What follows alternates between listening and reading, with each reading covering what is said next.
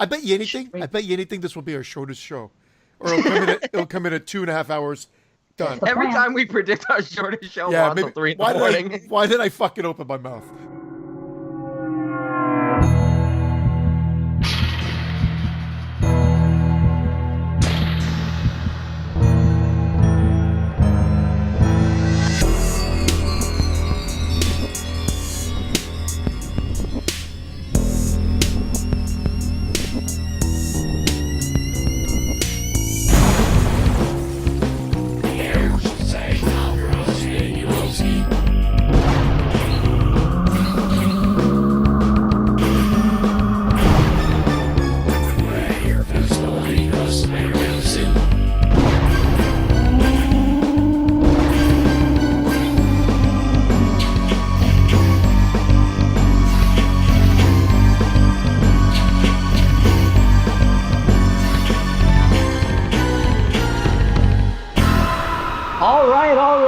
Welcome to the Exploding Heads Horror Movie Podcast, episode number 56. Glad you remembered. I'm glad you remembered.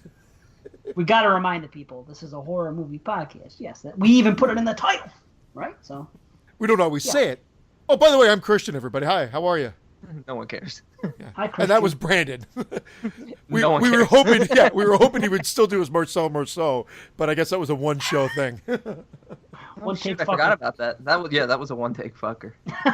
Unfortunately. But tonight, straight horror. Well, every night, straight horror. Phantasm. All of them. We're getting right into it, man. We got 5 movies to cover. We're going to have some fun with it. We're not going to bullshit with anything. We're just going to review movies. So if you want to hear about horror movies, you're in the right place. You know what the thing? When people hear this, though, they're actually going to get mad because they don't get that we're just fucking around. Wow, everybody, are you kidding me? People get uptight when you blow a fart. But let's put it out there. Patrons, we're going to do horror movies. If you ask us to do the Cornholio trilogy or the freaking Cornholio trilogy. What's that thing? It's the Cornetto trilogy. Whatever. Okay. Cornettos.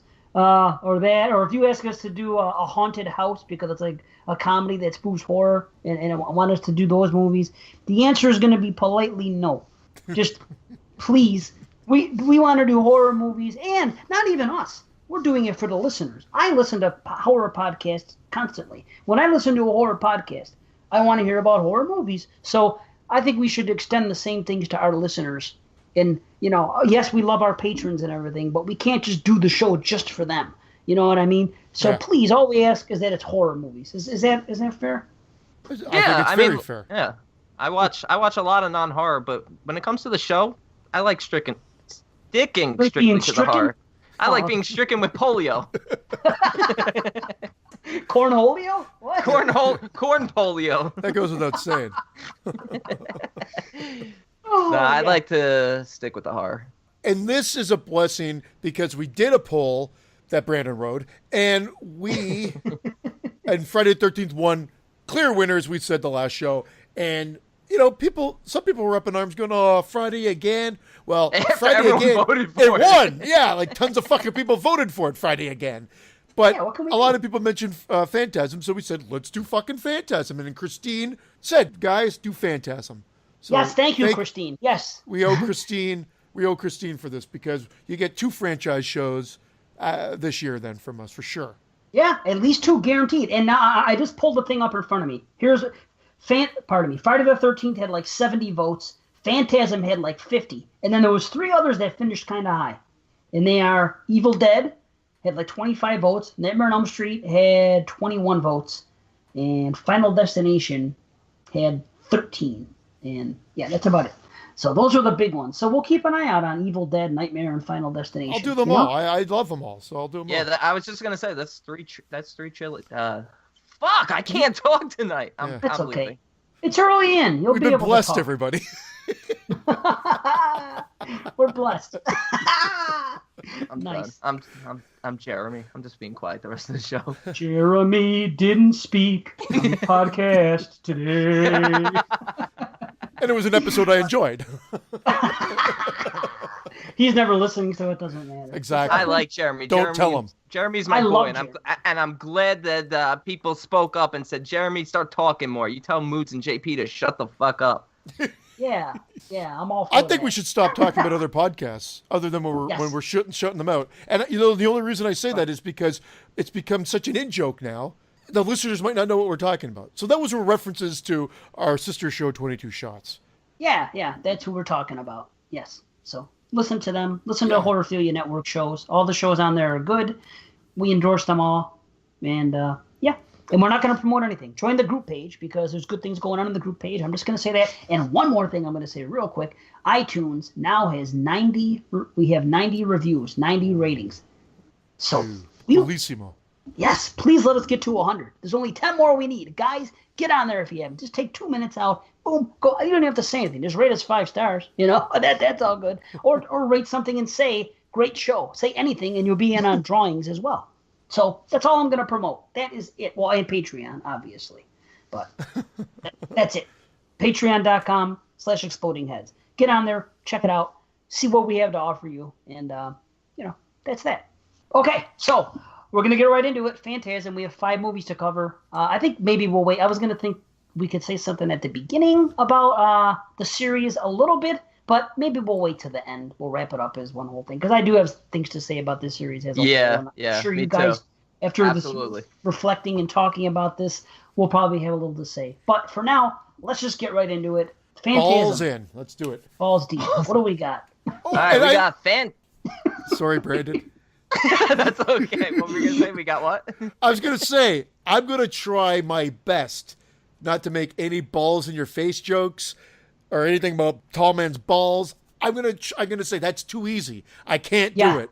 It's gonna be hard. It's low hanging fruit. Don't gonna set be me up. Is that what you said? All right. I'm gonna call them spheres all night long. I'm not even gonna say balls. They're spheres. Now, do you guys want to start with part 1? Let's do a randomizer and see. Yeah, maybe we shouldn't. How many times I think that should be another Patreon perk. I heard 22 Shots is doing that. They could pick the order of the show. Imagine that. Yeah, Hellraiser, 1 through 10. Start with 6. Under $20. I actually did a joke to Moods. I said, Moods, pretty soon your show's going to sound like, please deposit 50 cents if you want to hear the end of this review. That is brutes, but funny. All right. Let's go. Okay. Phantasm from 1979, written and directed by Don Coscarelli. Not just written and directed. Let me interrupt you. Photographed, produced, and edited. Brilliant. Yeah, man. He also did the craft services on the film. He fed himself, yes. He got a hot dog for Reggie and some fries for Mike, and he gave Jody a milkshake. Yeah. He gave Jody more than a milkshake. Tommy got shit. Okay, a teenage boy and his friends face off against a mysterious grave robber known only as the Tall Man, who keeps a lethal arsenal of terrible weapons with him. Spheres. Indeed. Spheres. Yes. Yeah, a lethal arsenal of spheres. Although I think in this movie we only see one spear. Yeah. Correct? They're sentinels, right? Sentinels. They do call them sentinels in... Wait a minute. In part 3. Part 3. Yeah, I was going to say 3. Okay, good. I'm glad they call them sentinels, and then they call the other guys, instead of grave diggers or dwarfs, they call them lurkers. Yeah, which was weird. There's a couple of I guess here's the thing, though. The problem with it is there's so many things that kind of get answered as the series goes on, or that they decide to work in. But you almost have to look at this first as a standalone movie and then talk about how it evolved into like the franchise that it now is. Because I think it's very important, because as a standalone movie, this movie could be looked at as something completely different than what it's presented as. Exactly. As a standalone movie, this is actually kind of like a sad, tragic story. But when you look at it as part of the series, then it becomes something completely different based on where they took it. It becomes a sad, tragic story, but out of another character. Hey, you know what? That's it. And that was one of the questions I was going to have, is how you guys interpreted all this, and that's how I did, and that's exactly it. Which kind of works within the way these movies are presented, with narratives shifting, specifically in the second one. But we'll get there. But for this one, the theme of this movie could be loss, and the effect of loss on a young boy. Without a doubt, that's, I think, completely what he's going for in this first film. Okay. Now, then if that sounds so simple, why is it that it seems like nobody talks about that?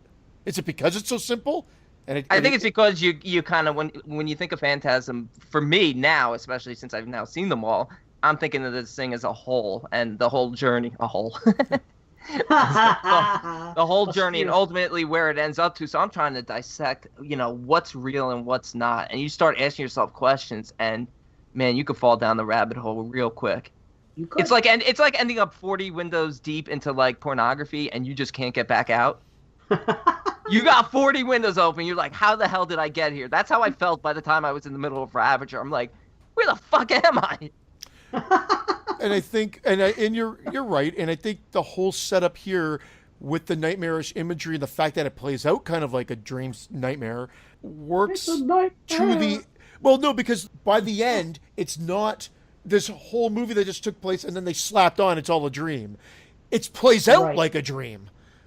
The narrative, it's not sort of linear. It kind of just flows at its own pace, and scenes come and go. There's bizarre exposition, bizarre dialogue right at the beginning when Tommy dies. The fact that we're just thrown into that. Tommy's fucking a girl in a graveyard, which seems to be a motif in this movie, like not very romantic. And they're fucking weird because when it cuts to them, she's on top in high heels. And what was she doing? Like those high heels, you couldn't get across that grass in those high heels. Was she doing aerating the grass? This is what you're worried about, the high heels? I was worried about the high heels. Not the fact that she's actually the tall man. Yeah. Not the fact that the actual theme of the first movie is an old guy who likes to fuck young men and then turn them into midget slaves. But then so she kills them. I hope I didn't ruin Phantasm for anyone because I still love it. We're spoiling everything and we're saying what we got to say. And that's you got to spoil with this because. But so Tommy gets killed, and then the scene with the exposition there is so bizarre. Yeah, it's suicide. When they walk in, he goes, killed himself. I go, killed himself? Right. Who takes a knife and starts stabbing him other than Artie Lang from Howard Stern? Who's going to try to kill himself that way? Wait. I never thought of that. I just assumed that the tall man found him. Or, wait a minute. Yeah, you're right. I never thought about this. So he was found dead in this graveyard with a knife plunged in him. By who? We don't know. Maybe the tall man did it himself. Maybe, well, we know he did it, but maybe the tall man was the one that called the cops, said, oh, look, I found this young man in the graveyard this morning when I came to work or something. I don't know, because then it would work. When I came to work. I don't even see any authority figures, though. You barely see any outside people. That's what even makes it more dreamlike. It's almost like the whole series is just a handful of characters. Dave, this is where, and I'm going to get back to this when we talk about part 2, this is where I've got not an answer, but this is where I have no issue with the problems that you have. Because I did listen to Skeleton Crew again, especially on that one, because I wanted to hear your take, because I know you didn't really like that. Well, at least the first 2 acts so much. But we'll get there. Just saying, it's the structure that's set up here. The world that we're thrown into is surreal, and the story is not told linearly. Linear Quigley.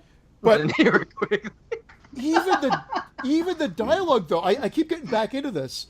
Even the dialogue at that very beginning scene is weird. It's like, yeah, I can't believe you committed suicide. Yeah, well, I got to go see somebody in there. I'll check you later. I'm like, what? Yeah. It was just very odd dialogue. I agree. It's a little bit off-putting, slightly off-putting at first. Yeah. And I've seen this movie several times. I love the movie, But I thought that too when I was watching this. I'm like, that is weird. They do this. They go, hell of a way to end the trio. And it's just there. Hi, hey, how you doing? It's almost like an amateur film, like something you would see for like a YouTube video or something. Just like that's a weird way to start a film, introduce those 2 characters. But to answer your question from the beginning, Christian, I think that nobody discusses this movie this way because this movie, I think, is looked at for the sights and the sounds, the amazing soundtrack and the amazing visuals of this film. Not exactly like a Suspiria, but I think a lot of people look at this movie as style over substance and don't think about peeling back the layers. That's what I think. That's a good point. The soundtrack is amazing. Dude, Absolutely. This is like an Italian film. This is 100%, and Coscarelli's Italian, and I get that. I mean, he's not from Italy, but you can't tell me that this film wasn't inspired by by Argento and Fulci, because the set pieces look like only this movie now. That's how this movie differs from the other. This is a very stylistic movie. The first second with that soundtrack and the intro. Oh my God. It's beautiful. Good time to interject, and I'm again not trying to talk over you there, but just to interject because you set that up perfectly. The restoration by Bad Robot, I'm assuming that oversaw it. Beautiful. The remastered version of this is just phenomenal. It is. So we all watched it that way? I saw it on Shudder. And again, I've told the story before, but again, it's a perfect time to wedge in a Laserdisc story because why not? I had the Laserdisc, and it was that really big, thick one that was like, it had a picture, it was limited edition. Yeah, it was very thick. And then it was numbered. And then when I went to see Phantasm IV at the Fantasia Festival in Toronto, I got Don Coscarelli to sign it 1 of 1. He's like, I don't know if I could do this. I'm like, you could do whatever you want, Don. And I know I told the story. I know I told the story out here before, but it doesn't matter because now we're talking about Phantasm, so it's got to be wedged into this episode as well. And the soundtrack came in with that Laserdisc, and just listening to that over and over and over again. And you're right, it's something like you'd say if Goblin made that score, you'd be like, yep, I believe it. Oh, yeah. Dude, some of the noises in there sound exactly like something from any of those Italian films. It's like, I can't try to imitate those noises, but when you watch the film, there's just like... It's like... Fungula. Oh, this is okay. I know, yeah, it's like that Gregorian chants. Yeah, dude. Yeah, it reminds you of something you'd see in The Beyond or something. Yeah. This is such a stylized movie, and I never hear anybody talking about it that way, it's just weird because I just said when you listen to a podcast, they're probably focusing more on that than the story. I hear people talking about the tall man, the balls, Mike's story, the spheres. Sorry. Yeah, thank you. And, thank you. What about the mausoleum? The fact that this, beautiful. In all of them, they just get so many great shots in the mausoleums through the series, and it's such a perfect setting for a horror film. The funeral is about to begin, sir. Sir. It's great, and the way it's shot. There's like 2 or 3 shots of the mausoleum sitting on top of that hill or whatever, and the way it's framed, it's like framed wide. And we'll get to when we get to part 2, but this is filmed beautifully. This movie is shot. It's great, and I'm not going to shit on the sequels because, as you'll hear, I don't have a problem with them. I do enjoy the series, but this is the only one that looks this way, and it's a little sad that Hollywood got their hands on part 2, and then what can you do from then on?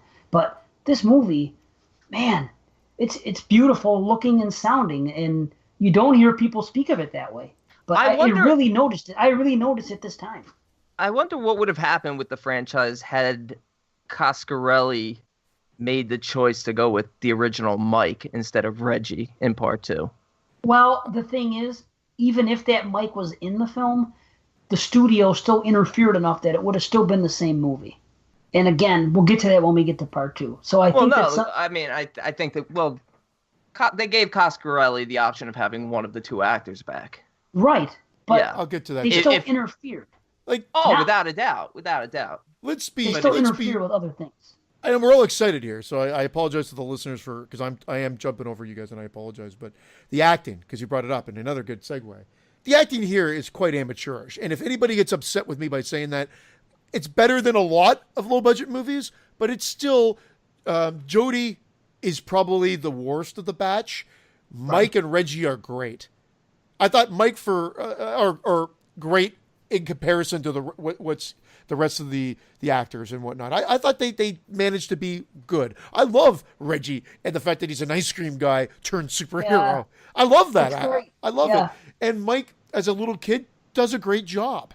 I think he's a better actor here than he is when he comes back to the series later down the road. That makes sense. There's a lot of people that are good child actors, and then they grow up and it just doesn't pan out. It is what it is. Reggie is he's the trump card of the whole series. And that's why he retained Reggie. And Reggie gets better as the series goes on, And Angus Scrimm doesn't have to do much, but he's menacing. He's menacing. And I hear this sometimes.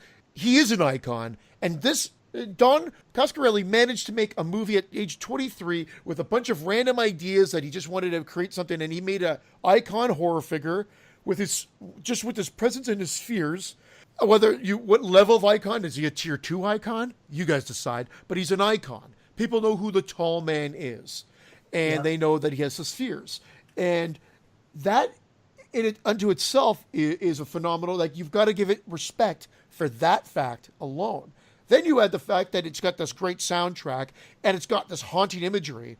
Is it always successful? No. There's some amateurish parts and there's some things that don't quite add up. I think the pacing in the second act could have used a little bit of an adrenaline shot. But overall, it's hugely successful. Overall. It is. I think it could have been even more successful had the franchise gone on to flesh out the Tall Man's character even more. Because, I mean, the way they do this is they really allow for anything and everything to happen. It feels almost like we'll make it up as we go along. It works because it's just so batshit crazy, but there's like no rules that apply here. So we don't know what we're dealing with, and that's what we get for the whole franchise. And for people which is fine. Yeah, no, it is fine. And people called out inconsistencies later on, but right out of the gate, Ravager fixed it all. Right out of the gate, the tall man pulls a scary carry with Mike on a motorcycle and fires him off the motorcycle. Why didn't he kill him there? If everybody's so worried about like when and where people get killed in the series, I mean, you can't question that. That's how a movie plays out, and if that's what you're focusing on, you're gonna have a lot of problems with this series out of the gate. My new favorite saying. Boom. Because you know what though? Out of the gate, end of the day. Yes. Like Dave says, that's even answered later on in the series because the tall man makes reference later on in the sequels that he just pretty much loves toying with these people. Yeah. And how about the noise especially that it makes? Reggie? How about the noise that it makes when Mike falls off the bike? That ADR from the 70s? That cracks me up every time now. That big noise from a kid just going over the handlebars, you know? As soon as I saw it, I was like, it's scary Carrie. Creepy Carrie? Oh, is that what it is? Creepy Carrie? Creepy Carrie. Oh, Creepy Carrie. I was Scary thinking the wrong Carrie thing. sounds good, though. It does sound good, Scary Carrie, you know? Wait, what does that sound like? Scary Carrie? Harry Carey? Well, whatever. Forget it. Drew Carey, Jim Carrey. Yeah. You know what? You ever hear that expression, Harry Carey? When people say, I'm going to commit Harry Carey? You know what I'm talking about? Yeah. For years, I never understood why they called that, because I always thought about that guy in baseball. He called baseball games. Yeah. His name was Harry Carey. I never understood why people called suicide based upon that guy, Harry Carey. It never made sense to me. I only found this out about a year or two ago, that it's a Japanese thing or something, Harry Carey, you know? Yeah. Anyway. Yeah, it's like you've dishonored yourself, so you fall on your sword, I think. Throw yourself onto your sword, as Flash Gordon, as Emperor Ming would say. Anyway, sorry. Someone's going to appreciate that out there. Hail Ming! Anyway. What about the scene? I mean, I know it's pivotal to, like, I guess part of Mike's arc within this nightmarish movie, but the when he goes to see that girl with the grandmother, the gypsy or the fortune teller grandmother. The witch, yeah. I love that scene. I love it when he leaves and it stays on them and they just start laughing. Because it's creepy but funny at the same time. Right, it is. It's great. Yes. You get into those characters for a second and see that this mysterious witchy woman is actually a human being having a little bit of fun at his expense, you know? I feel like ultimately, though, that's a big scene that ultimately carries through the whole franchise. The whole idea of don't fear. The Reaper. Yeah. Now, is that's not the granddaughter though that goes to the? Is it the granddaughter that goes to the mausoleum right after, yes, and then screams? She screams. I have a major question for you guys. Last time I covered this, when we did it on Skeleton Crew, I said that there was an inconsistency in this film where you see the girl walk up into the mausoleum and then you hear her scream and you never know what happens. But this time, on the new one, and of course I could be wrong and just fucked up, this time she goes into the mausoleum and she comes across the White Room. Yes. And then she screams. That makes sense. Has it always been there? Am I just fucked up? She came across the White Room? Oh, yeah, she went into that thing and she opened the door. Yeah, the freaking you see the light shine on her because she stumbled onto the White Room and freaking then she screams. That makes sense. She's in that fucked up room with the dwarfs, pushed down in the barrels. I could see her being killed. It's like shooting dwarfs in a barrel. Dave, I honestly would have to say I think it's always been there, and the only reason I'm questioning myself right now is because you brought it up as a possibility. You think that was added for the remastered? I don't know. I don't think it was added in. I think it was always been part of it. I just remember the scream. I don't even remember her in the mausoleum. There you go. I remember her walking into the cemetery. You know, you see her walking down the street, and then you hear her scream. She just screams for fucking no reason. She going down the street. Yeah, that's what she went. She went. No, she definitely goes into the white room. Okay, so that's now, Brandon. Do you have the new one? I don't. The remastered. See. I watched the remastered on Shudder, but I didn't. But like I said, I don't remember for some reason. No, because I rewatched it. I rewatched it today because I wanted to watch the first one twice for the show, and she definitely opens the door, and we get that the hum, and the white glow on her face, and then it cuts to the scream. Makes sense. So obviously we know what happened. They're not going to tip their hand right then and there. We're going to see that amazing reveal at the end with the white room. So I get that. For some reason in the past, I thought that she just walked up to it, and then they showed a shot of the mausoleum, and you'd heard a scream. So I don't know. Maybe I was fucked up the last time I watched it. I just that's how I recall it. So we all watched the same version. It's restored. Yeah. I have the Blu-ray. I have the set. I have and I hate to say it because I can't stand the name, but I have the Well-Go USA fucking the Blu-ray box set. Awesome. They must have bought the rights because they have the rights for all of them except for, it seems like, do they have it for 2? Because why isn't 2 on Shudder? Scream Factory owns it. So when you watch the Well-Go and you even put the disc in and it comes up, it doesn't come up like the other ones. First it comes up with a Scream Factory thing, but then it goes into the same title screen that's on the other 4. So I'm not 100% sure how that part worked out. But the Scream Factory thing still did come up on it. And it didn't say Silver Sphere when it started like the other ones did. But they all have a certain look, and it's really cool on the Well-Go. And I hate that name. Every time I think of that, every time I see that name, Well-Go, I always picture an impatient person in traffic. Like somebody had like a red light and the light turns green and they don't move and the guy behind him goes, "Well, go!" You know what I mean? I have always pictured this since the very first time I saw it. I will. I never did before. How could you not? Well, go! It sounds like anger to me, you know? Can we talk about Jody's game? How he picks up that girl within 30 seconds of being in that bar?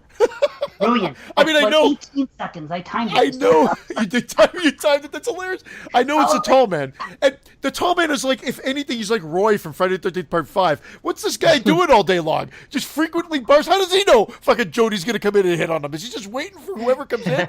Just to sit back there as a pretty chick going, well, today might be my lucky day. And if nothing happens, I'm getting shit-faced by myself then. Like, what? If you really think about what's going on there, it's pretty funny. Okay. It's easy, though. He's an attractive-looking chick in a bar. How is she not going to get hit on by a guy? She already killed his buddy at the beginning of the movie, whatever his name was. She could go to a bar every night of the week and pick up a new guy.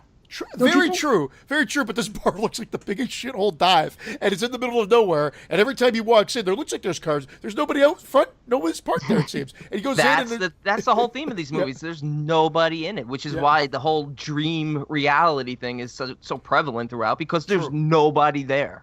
And it's just basically Mike running around following Jody because he's so paranoid that his brother's going to leave him because he can't get over the death of his parents. He sees Tommy's death. He sees the tall man lift the freaking coffin. He's like, what the fuck? Which we get a flashback of 5 minutes later. I know. Why? Like, why put that whole part in? Like, they could have easily cut out the what the fuck part when he melts what the fuck. I'm like, we just saw that, and you flash back to it. I felt like we were watching like a Family Guy episode. It was so nice they showed you twice, you know?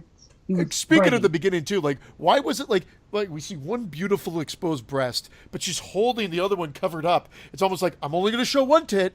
I'm not going to show both of them. Like, was she going to stab Tommy at the beginning? And then she shows both later, actually, because I think when she's seducing Jody, there's both of them. And how weird is it? Those were stunt tits. Those were stunt tits? Yeah. Yeah, they were. No, they were. I know what Jody said to her, by the way, to pick her up in the bar. Because she says it later when they get to things. She says, so what's the one thing? What's the only thing to do in this town?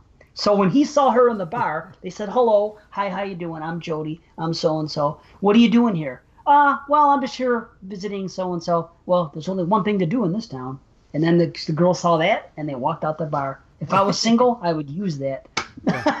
There's only one thing to do in this town. That's the pickup line, guys. Single men. Use it at the bar next time you're there, and get back to us. And report back to us, yeah, for sure. Yes. Try it. That works. Brandon, do it, Brandon. Next time you go to like Dr. Lipschitz, try it in the office. You know. Type that on Grindr. Let's see what happens. Call back to earlier. Indeed. What the hell? So Jody gets freaked out, and let's. I'll be honest here. I don't even think the Jawas or the dwarves were a ripoff of the Jawas, because from what I remember from the commentary, he had been working on this from a script standpoint before Star Wars even hit. Yeah. So I mean, Star Wars hit in '77, and this was scripted and whatever. But who cares about that part? The reality is they're fucking creepy. Oh yeah, they're creepy, and they're actually really scary in this. And they're scary throughout because they use those same growls for the jump scenes pretty much throughout the whole series. It's great. Right. But when he gets scared and he runs by him, what the fuck was Jody doing with her underwear in his mouth? Really? When he pops up, when he's fooling around with the tall man chick, and he pops up and her fucking garments are in his mouth. Nice. Jody's maybe he thought they were edible. Yeah, imagine that. So he went down on her and ripped him off. Wow, that's freaking intense. Jody. There you go, guys. Jody's a pimp. Yeah, man. Damn. That's funny though. We had him in his mouth. Hey, was he wearing his derby in the cemetery? That would have been awesome. Derby. And then how about that scene when he is wearing the derby? I love that scene. I love when they had that little jam session. It's part of the charm of the film. I fucking love it. I love the song. I think it's great. I do too. Too. So then he has a dream. So Michael has a dream within the dream, I guess. Everything's a dream within a dream. Within a dream. We're in Inception here before Inception was even invented. We're like in level 3 dream world here. And then the tall man and the dwarves grab him, which is a freaking freaky scene. Oh, it's awesome. Yeah, it is. It's great, man. Oof. This film has a lot of scenes like that, because they do it again later on, and then they do it again at the end, and they all work. I mean, they're quick little jump scare, creepy type moments, and they work. This movie works on many different levels. And we brought up the sphere, but then the sphere is introduced as possibly the coolest weapon outside of Freddy's gloves, like from a unique standpoint. Yeah. I mean, this thing. Didn't he just have one? Well, not if you look at the other movies and see that he had worked on different gloves. You fucking asshole, trying to show me up. Freddy's gloves. There he had a lot of gloves. He just uses his finger knives. You prick bastard, you. That's right. And if you want to look at part 2, he doesn't even have a glove. The knives come right out of his hand. Yeah. So. Who was he? Wolverine? There we go. For that movie, yes. How many utility belts did Bitch Tits Jason have? We're not there yet. Wrong franchise. No, but the dream sequence with the tall man walking down the street is awesome. Oh. When he stops in front of Reggie's ice cream truck. The one that ends up being like a huge plot device later on in the series. Does he hate the cold or does he love the cold? Thank you. Yeah. That's what it was about. Didn't you guys, just based on Phantasm alone and that reaction, would you have... I took it as like ecstasy. Like I thought he had an orgasm. That's what he looked like. Right. Taking it in, enjoying it. Yeah, but later on in part 3, I think, they flip the switch and say that, he's afraid of the cold. It's kind of what I like about the series as well. They take little tidbits and they play around with it. But yes, in the realm of Phantasm 1, it seems like he's in ecstasy for sure. He's coming. We're all in agreement. Yeah. Okay. All right. Good. I thought I was hoping I wasn't the only one, because I've always thought that, and then when I started watching TV, I'm like, wait a minute. Let me play devil's advocate here. It's not even so much his facial expressions, because we got to remember he's not even human. It's the fact that he freezes up and just stands there, which is something he does whenever somebody hits the tuning fork. So it could be like one of those negative reactions he's having where he's frozen, like in fear, almost. It doesn't play out like that, though. It doesn't look that way. I'm with you on that, but I'm just. I'll tell you, visually, it's stunning. Yeah. For a low budget movie, this shot alone is a standout in the movie. I know it sounds kind of weird, with just the way it's framed and the slow motion with Reggie opening up the truck, and then it's a great sequence. Yep. In the film. The only issue I really have with the second half of the film is the fact that it seems like, okay, Mike goes to the mortuary. Then he comes home. Then Jody comes. Then Jody comes That's home. why I said the then second Mike act. Goes. It's like one. You stay here while I go out. Then I'll come back and you can go out. Yeah, and then when he gets locked in the room, I always thought this, but you saw how the door has a bit of a hole in the bottom. I thought they must have done a take where he kicks the door and kicks his foot into it, and I don't remember this from the commentary or anything like that because it looks like he never does that. But then the take that they use, there's just a hole at the bottom of the door. Yeah. And I thought they must have done a take where Mike kicks it to try to open it up because his brother locks him in. Then they went full MacGyver with that, which was cool. With a shotgun shell to blow the door and a hammer. Call back to last show. Hammer time. Right. Rob. Here comes the hammer. Yeah. Shit, I never noticed that thing about the door. I never noticed that there's a hole in the door. Yeah, at the bottom, it looks like he kicked it, but who knows? Can't be 100% sure. It probably is in the commentary, but it's been so long since I heard that commentary that I can't remember.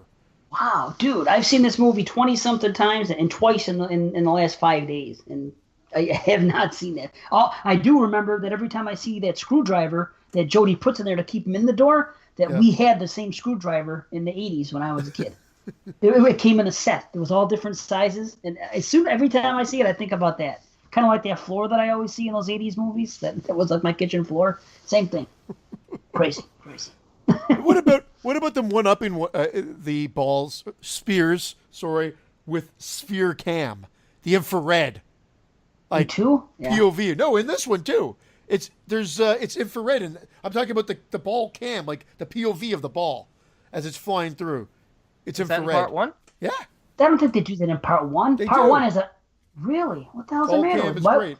I put it down. Very, very resourceful kid. My next note was ball cam. Infrared was great. Ball cam. I think we're gonna have to revisit this franchise next week. Yeah. You guys you might want to watch the movie again and get back to me. Yeah. I guess I just forgot about that. I'm too busy marveling at everything else with that ball, how fast it went and freaking when it hit him, and what an amazing death. I mean, it's the first time we see it. The best kill of the franchise. It's awesome, man. It's the best kill of the franchise. It is. So. I do like when they revisit it with the priest. I must admit, in part 2. Oh, yes. In part 2. In this one, the blood was just the red was so vivid, and then he pisses himself, which is just adding insult to injury. 70s blood. It's that 70s blood. That without a doubt. To come out in a crayon color. It looked like Herschel Gordon Lewis blood. And then he pees, and I don't know if you could see how brown his urine was, but that guy was definitely dehydrated. I didn't even know he peed. This is brand news to me. What the hell? Well, if you didn't know he peed, then you're in trouble. Oh my Lord! Like honestly, no. Like honestly, no. What about the kill in Ravager? I thought that was really good. Well, in the you know. Yeah, let's go to talk about tons 5. Of kills. I know. There's tons of good kills. We'll get there because I thought this series definitely tries to one-up one another over the course of the series here with some kills. But what about that fly? The fly? The fly with the red eyes. Yeah. That's awesome. The fly, the fingers, all the effects. That's what I'm saying. There's no rules here. You could cut the tall man's fingers off, and then they can turn into a fly. Like there's no rhyme or reason to anything, which is cool.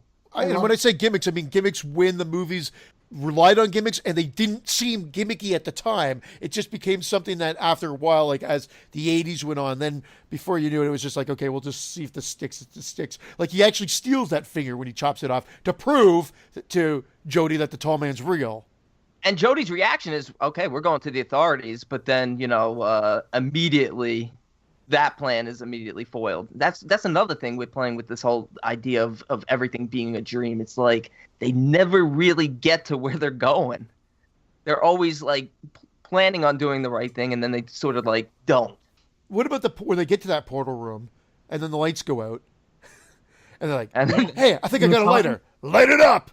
And it's really weird. And then the dwarf is there, and then he gets thrown into the first time we see the tall man's world. I thought that was really cool. Oh, it's great. It looks like there's a lot of traffic there. Like, how many dwarfs does he need? That line is backed up for miles. It's like It's like, why are they all walking single file across this planet? Yeah, why can't that portal be closer to like the actual house?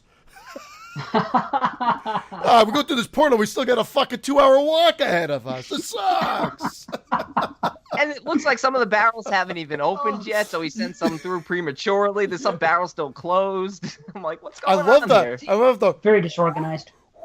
I love the sound effect. Oh yes, that they use when sound. they go in the Everything, portal. even the hum when they go in the room at first. Everything about that white room. I think it's an epic scene. I think in 1978, 79, whatever, when you see this film and they get to that room at the end, that's an incredible climax. Who would see that coming? I think it's you can't see anything coming in this film, because even when they enter the portal, when the lights go out and then they come back on, Reg lights it up. Mike and Jody are gone. They're all over the place. Yeah. Then they kill Reggie. Then Reggie gets stabbed to death. Yeah. Reggie dies at the end. Yeah. What is weird is there's one point, I think, at the end where the woman tries to stab Jody, but why at this point would why would the tall man turn back to seductive woman mode? At this point, the gig is up. Fun. Okay. I guess. Okay. Because it just seemed weird at that point. There's no point. Know, at this point, there's no point for seduction. It's do or die. It's very unsettling. It's like a bad nightmare, this whole film.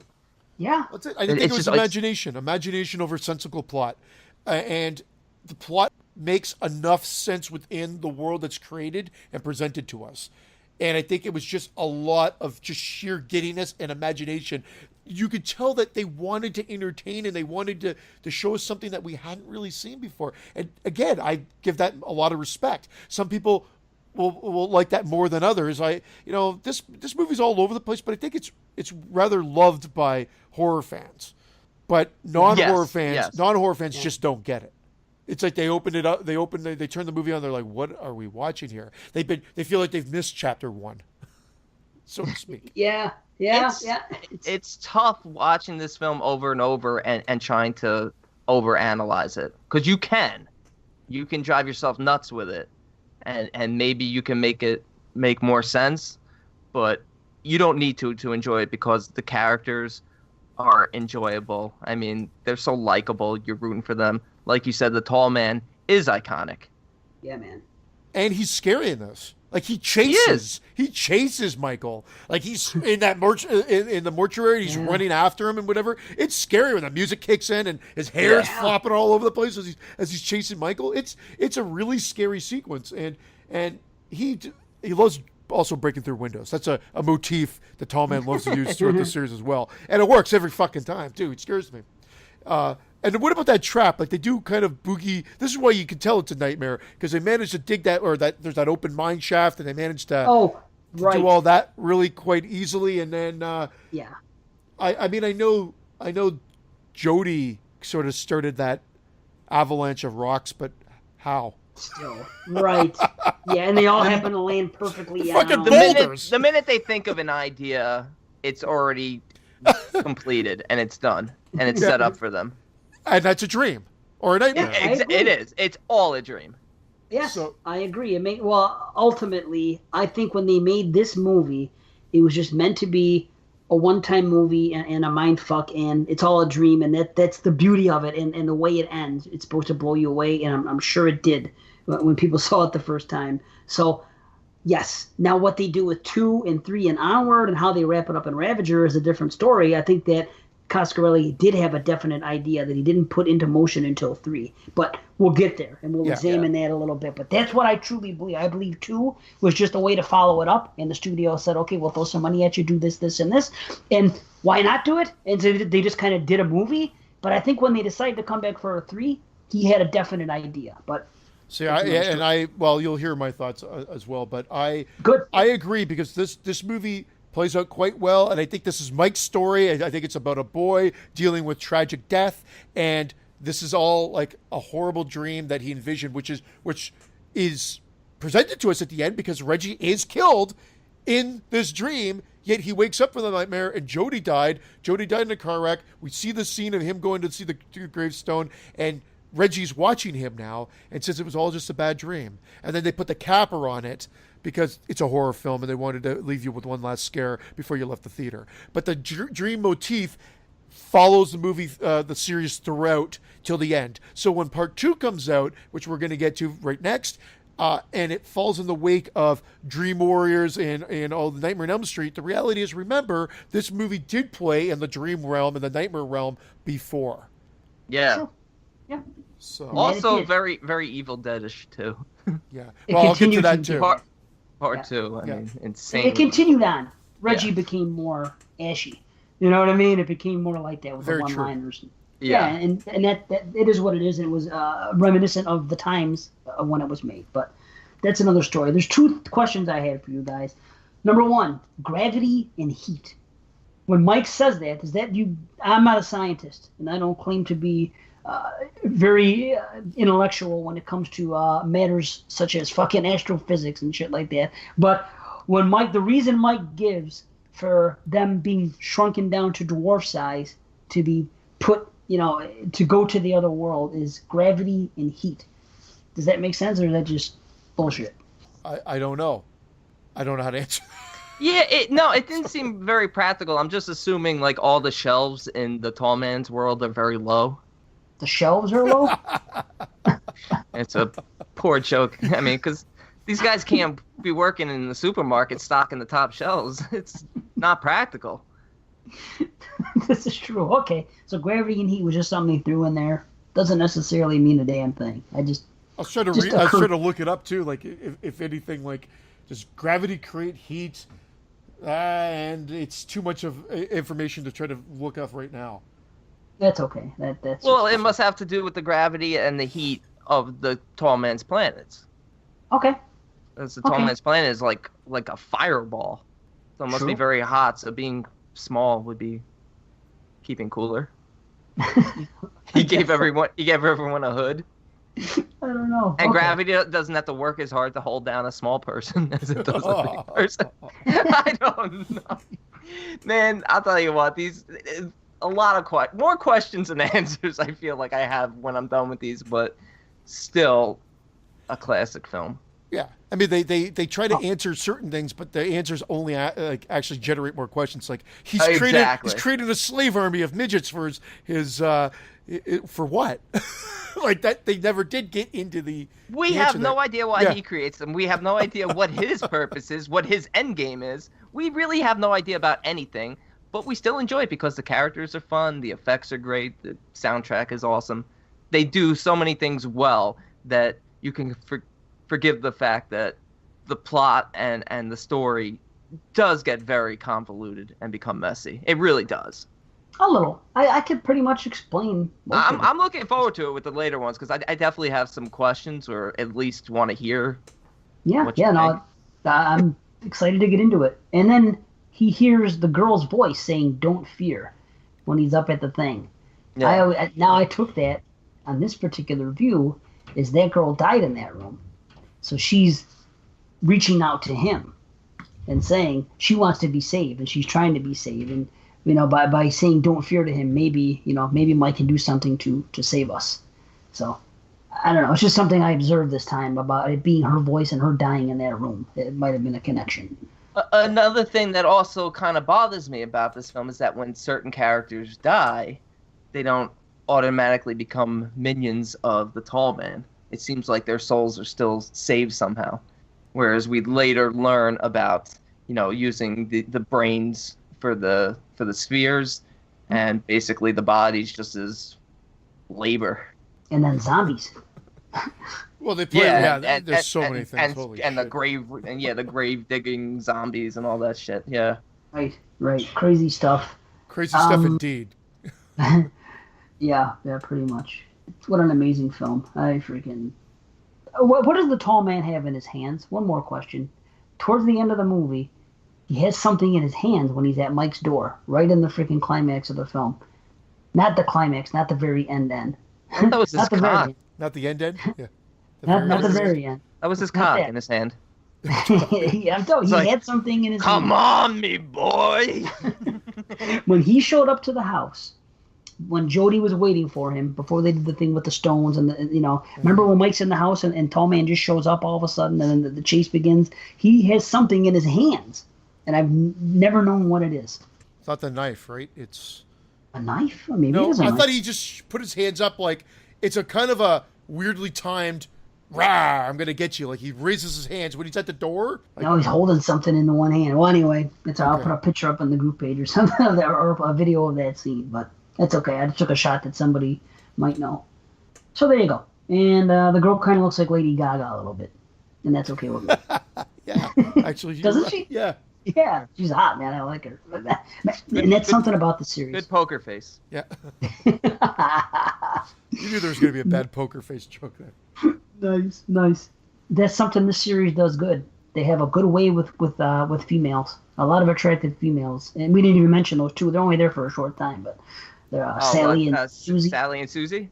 Yeah. Another thing, because Reggie even references that he rescues them, and he references that he rescues some other girls who were random in the randoms, and he sends them screaming into the woods. Another like thing, scared rabbits he scared rabbits, exactly. to be wiped on Brandon's ass later. I wasn't gonna bring it up, but the minute you said rabbits, I immediately thought of that comment. How could you not? Isn't it weird that part 2 decides to take the stance of introducing a whole new girl instead of just using this girl instead as the girl that could have grown up and been linked to Mike this whole time? Isn't that weird? Yeah, that's a mistake. You're right. That is weird. It's not a mistake. It's just a weird thing. It didn't have to be the same actress, but it could have been the same character. Maybe because she's older than him, and Mike was kind of like 5 years younger, and they wanted to have him be closer in age. Like, it'd be weird if she was like interested in him that way. Oh, the Phantom Menace. There you go. No shit. The Phantom. Anyway. Anakin will always be that young boy. Phantasm Menace. The Phantasm Menace. Perfect. Perfecto. Stop talking immediately. Boom. Ratings. Yeah. That's it. Boom. I do fluctuate about within a full point radius. Yeah. Wow. Yeah, I could feel that. I'm pretty damn high on it. I'm pretty damn high. I was hanging out in the 9-ish area here and there, but after watching it a second time and looking at it as an experience with the way it looks, sounds, and feels, I have to come in pretty high, and I'm 9.5 out of 10. I love this fucking film. Yeah. That's good, man. I'm just below that at a 9. And I'm just below that at an 8.5. All right, that's nice. 8.5, 9, 9.5. And that's where I fluctuate all the way between that 8.5 to 9.5 range. I was actually between an 8 and a 9, and I just think the convolution of the story, if that's even a word, It is now. It is now. Convolution. Yes. Convolutedness. We create shit in this show. Convolutedness. We create the English language in this show. We do's. Yeah. Man, if the story made sense and was easier to follow, this would be a perfect film. I feel you. And this one's the easiest of them all to follow, because at its heart, it's strictly Mike's story about dealing with loss. Yeah. His parents, how he deals with Jody, and he created this whole fantastical world to deal with the loss of his brother, who was the last thing he had. Yeah. It's pretty great. And who had balls of steel, evidently. Boom! That's my only ball joke. How much hate are we going to get for this not being in the Hall of Fame? What are you going to do? Nobody cares. I wish nobody cared. I wish people, enjoyed it, but didn't care as much as they do, but they do. Who cares? No one's ever mentioned the Hall. Oh, I don't care. I don't even know what's in the Hall of Fame. See?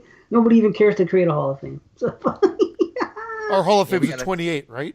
Yeah. uh-huh. At 28, yeah. So, yeah, we're at 27. So fuck off, everybody. We try it, We try. Look at 22 Shots. Didn't even have Hellraiser in our Hall of Fame, for God's sakes. Hey, I gave What? Hellraiser the same rating as this. I felt like I had to bring it back down to reality a little bit.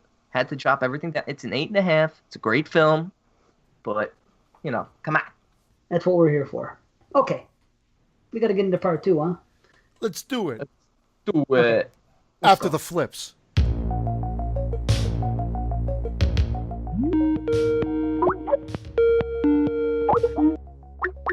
Hey, Paul, what I was thinking is that we need to cut a promo. Yeah, I've been working on some ideas. It's just I don't really know where to go with it exactly. What if I got like a filter where we could just kind of talk normally and we can have kind of a script, but then I can like filter it so that one of us will have one kind of voice and then one will have the other. I want to put my request, make me as Freddy Krueger. Can you do that? Maybe instead of the voices, what if we tried to like write a skit, develop a whole thing, and we have a backstory, but I don't know, that might be kind of too long. So like screeching cars and explosions and fireworks and yeah. Well, what about I like it.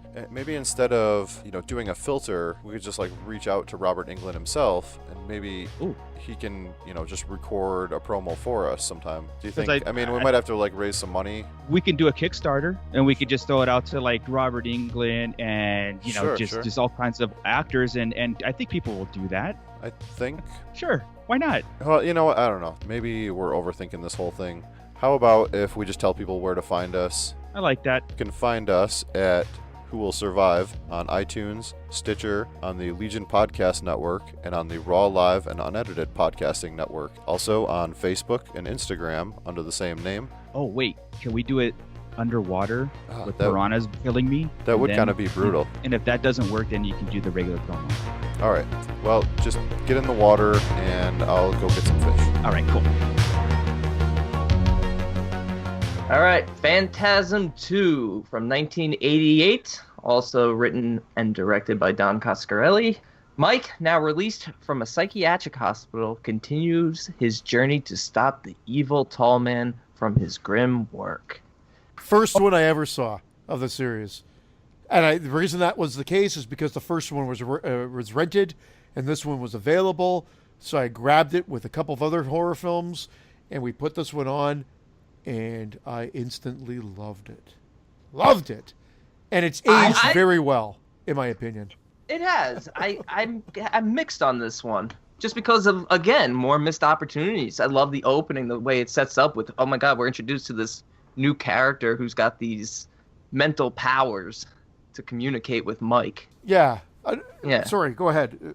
No, I was just going to say, this, Elizabeth, she's a great character. She's had, she's been having visions for 8 years, and she's drawing the tall man, and she knows that he's following her and following Mike, but she's trying to find Mike, and they set it up to be a major plot line. Well, supposedly there's a lot more to it, but then the studios did intervene, but yeah. I only heard this after the fact, listening to things on interviews and whatnot afterwards on YouTube and stuff, because I like the way this is presented. I understand that it starts in her narrative, shifts to him, and then Reggie even takes over at one point. So it shifts through three people's narrative as they're writing sort of diaries and whatnot. But what a great way to introduce it. So now the first movie is not about loss, and it's about this boy that had a dream about what happened here. I understand Reggie doesn't believe anything has happened, even though they put on a capped ending that has him as a superhero saving the day. But then I love the link that they do with this girl.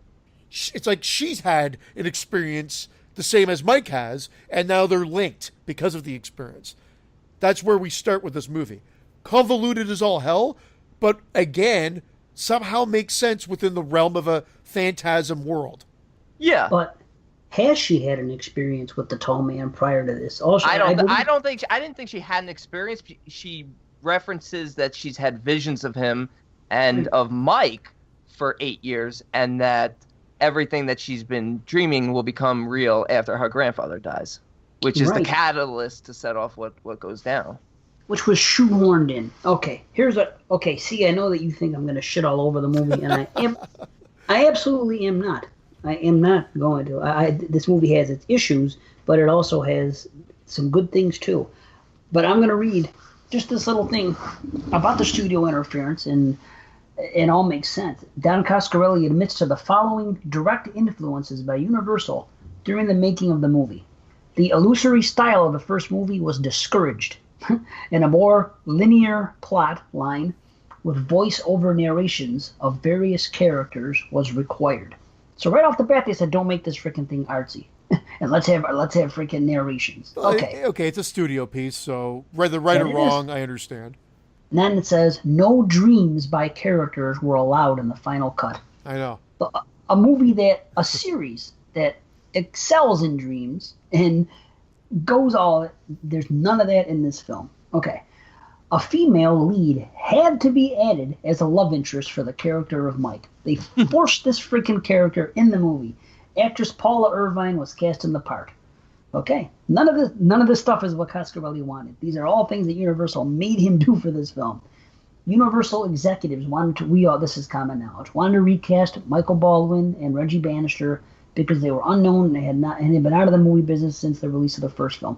Don Coscarelli resisted their efforts and was forced to audition a Michael Baldwin or Reggie Bannister for the opportunity to reprise their roles. In the end, his efforts won him a concession. He was allowed to keep one of the two, but had to replace the other. Coscarelli obviously chose to keep Bannister in case James LaGrosse in Baldwin's place. So I have no issue with this, and I think more people would love this movie if it was the original Michael. Was it Michael A. Baldwin? A. Michael Baldwin. A. Michael Baldwin. A. Michael Baldwin was in it. Any Michael Baldwin. A. Michael Baldwin. Any Michael Baldwin. I agree with you, Christian, because I know even A. Michael Baldwin calls this like the Phantasm film that didn't happen or whatever. He doesn't even acknowledge this one. Which is unfortunate because it's my favorite one of the series. My absolute favorite one. And I think this could work as a standalone film, even with the 2 in the title and the callbacks to the original, because I saw this and made my own reality of what the original one was. So then when I saw the original one, it was like we're going backwards, going, oh, that's weird, because that's not how I envisioned the first one playing out. All right, so let me ask you something then. How do you interpret the first one based on what you saw in the second one? Because obviously Mike's been in an institution for 7 years. So was everything in part 1? They're playing with the dream imagery, and the idea of it's all a dream. Even though it's glaringly added on, I thought they did a pretty good job extending the end of the movie after Michael gets pulled through the mirror, the boy gets pulled through the mirror, and then Reggie hears some noises and runs out to get him. I understand. He doesn't quite run up. He goes to look for bullets for a half hour. Oh, fuck off. But no, I love it, though. I love it. And they do the direct continuation. So I just assumed that was in the first one. You kind of took it how it was delivered to you. So I'm like, okay, he had this traumatic experience. He was put in a psych ward. He's bullshitting saying, yeah, I'll feed them what they want to hear so I can get the hell out of here. And then goes out and Reggie comes to pick him up. And Reggie, even though that whole end part that they capped on with him fighting all the dwarves and whatever like that, he's supposed to be part of the dream, an extension of the dream, because Reggie straight out says it didn't happen. Yeah. And then the only reason he believes him is because he calls out the fact that this family is going to die in that big house explosion. And I listened to the Silicon Crew. You guys made some valid points. It takes nothing away from my enjoyment of this. I thought this one kicked into high gear right away. I thought this constantly had the gimmicks that were kind of introduced in the first one and a faster pace as well. Yeah, really? And much more linear. The minute the house blows up, I mean, that's the funny thing about Reggie's character. I mean, he's very comical, but even in his voiceover narration, he says, that was the point where I wasn't going to question Mike. I was on board with killing the tall man. Yeah. Like instantly, he let his friend sit in a mental institution for 7 years, but the minute his family was killed, that's it. He's on board. Well, and you guys pointed out, and again, I'm calling back to another show, so I'll say maybe some viewers point out the fact that Reggie just knows what graveyard Mike's going to be in and says, I thought I'd find you here. Come on back to the house. We got some food for you. I don't care. It worked. I never questioned it, maybe because I saw it when I was like 15, 14, 15. Well, let me ask you something.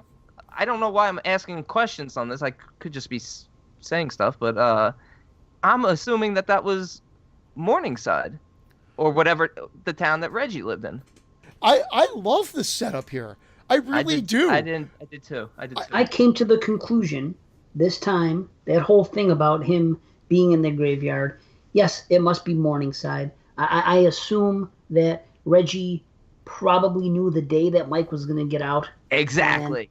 Probably went there and waited for him, I suppose. It's definitely in the realm of possibilities. So I have forgiven that. At the time, for whatever reason, last time I reviewed it, and it was the first time I've seen it in years, I thought that was kind of silly. No, that's fine with me. I'm fine with the where they went with everything being desolate and the tall man wiping out these towns. That's all cool. My big major problem, which hasn't gone away, is really the psychic link and the shoehorned character of the Mike and the girl thing. It's unnecessary. It just could have been Mike and Reggie let's go fucking. Let's go get the tall man. Let's go get this. I would have a feeling that you would like this one the least, Dave, simply because it plays out more like an action horror. It does have a lot of Evil Dead feel to it, but it's so silly with the this is the one where the ball cam is crazy. I like that though. I like the aspects of the spears and how we made some leaps and they have different spears doing different things. My only complaint about those spears is at the end when the ball has the infrared, when it has the red thing and it's scoping for them. It's a cool scene. Lightsaber. Yes, it does sound like a lightsaber, and it's badass, and I love it. The only problem I have with it is that it's looking for them, it can't find them. It sees a rat, and it freaking blasts the rat. Well, if you have the ability to shoot, why don't you just shoot the people when you see them? Wow. I mean, yeah, again, yeah, it is silly, but I mean, yeah, you can always question. I mean, I remember Roger Ebert, Siskel Ebert hated this movie. I think they called it like one of the worst of the year. I don't get it. Like, there's some craziness within, but the way it's presented, I had no problem digesting this the first time I watched it or the 20 times thereafter. I've seen this movie probably way more than I should have seen it. Yeah, there are questions. Like we cut to different characters for like a time frame. Like we cut to the priest when he's at home. Damn this wind! That part, and when he sees dead grandpa, and that's the setup just for dead grandpa to visit him. Why is dead grandpa visiting him? You can have that question out there. That's just there for a scare. Whether you like the lead up to that, whether it makes sense in the big picture, it really, I don't want to say it really doesn't matter because from a filmmaking standpoint, it's got to be sensical. But I will say for this series, you really do have to check a lot of that at the gate for enjoyment of these movies. Look, the priest believes that by stabbing the dead body, it's not going to come back. And then, of course, it does. And the best part with the priest, though, is amazing. Is when the tall man says to him, "You think when you die, you go to heaven?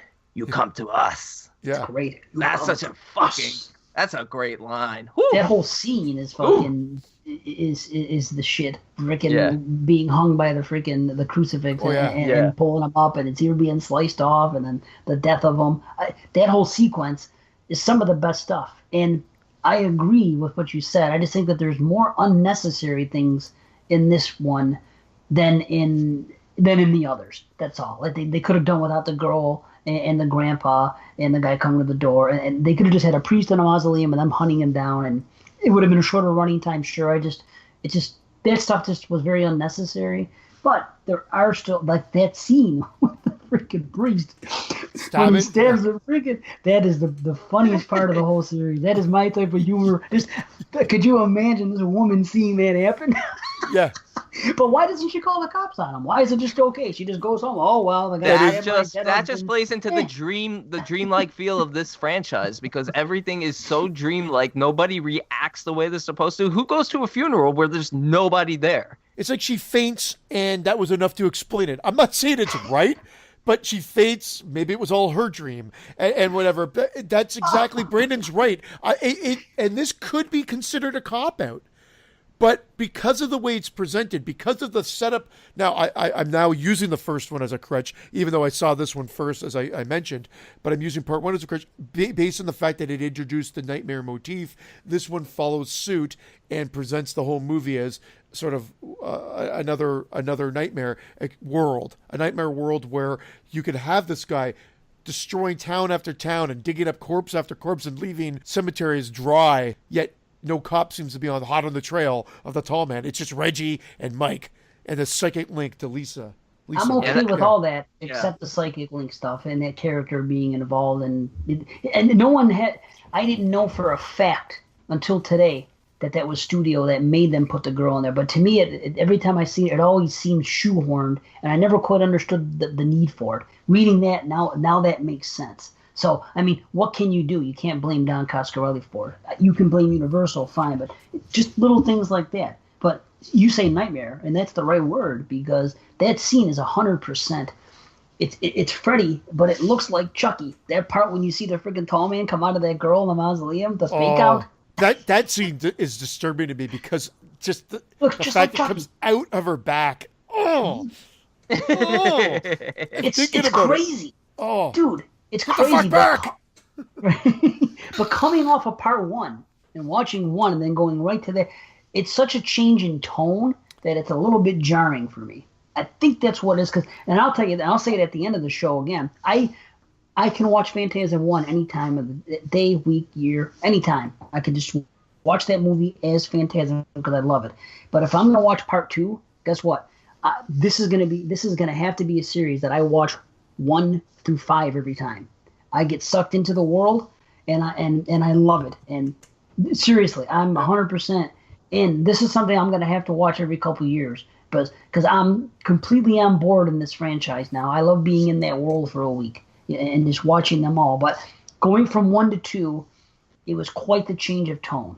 And like I said, it's a little bit jarring for that reason. It's true, and there are people that hold this one as the best, like me. I know. And then there's other ones that just think it doesn't hold a candle to the original. And I'm okay with that. I'm okay with that. But I just happen to fall in that the camp of part 2 being this more. And if you guys are into this movie at all, check out YouTube.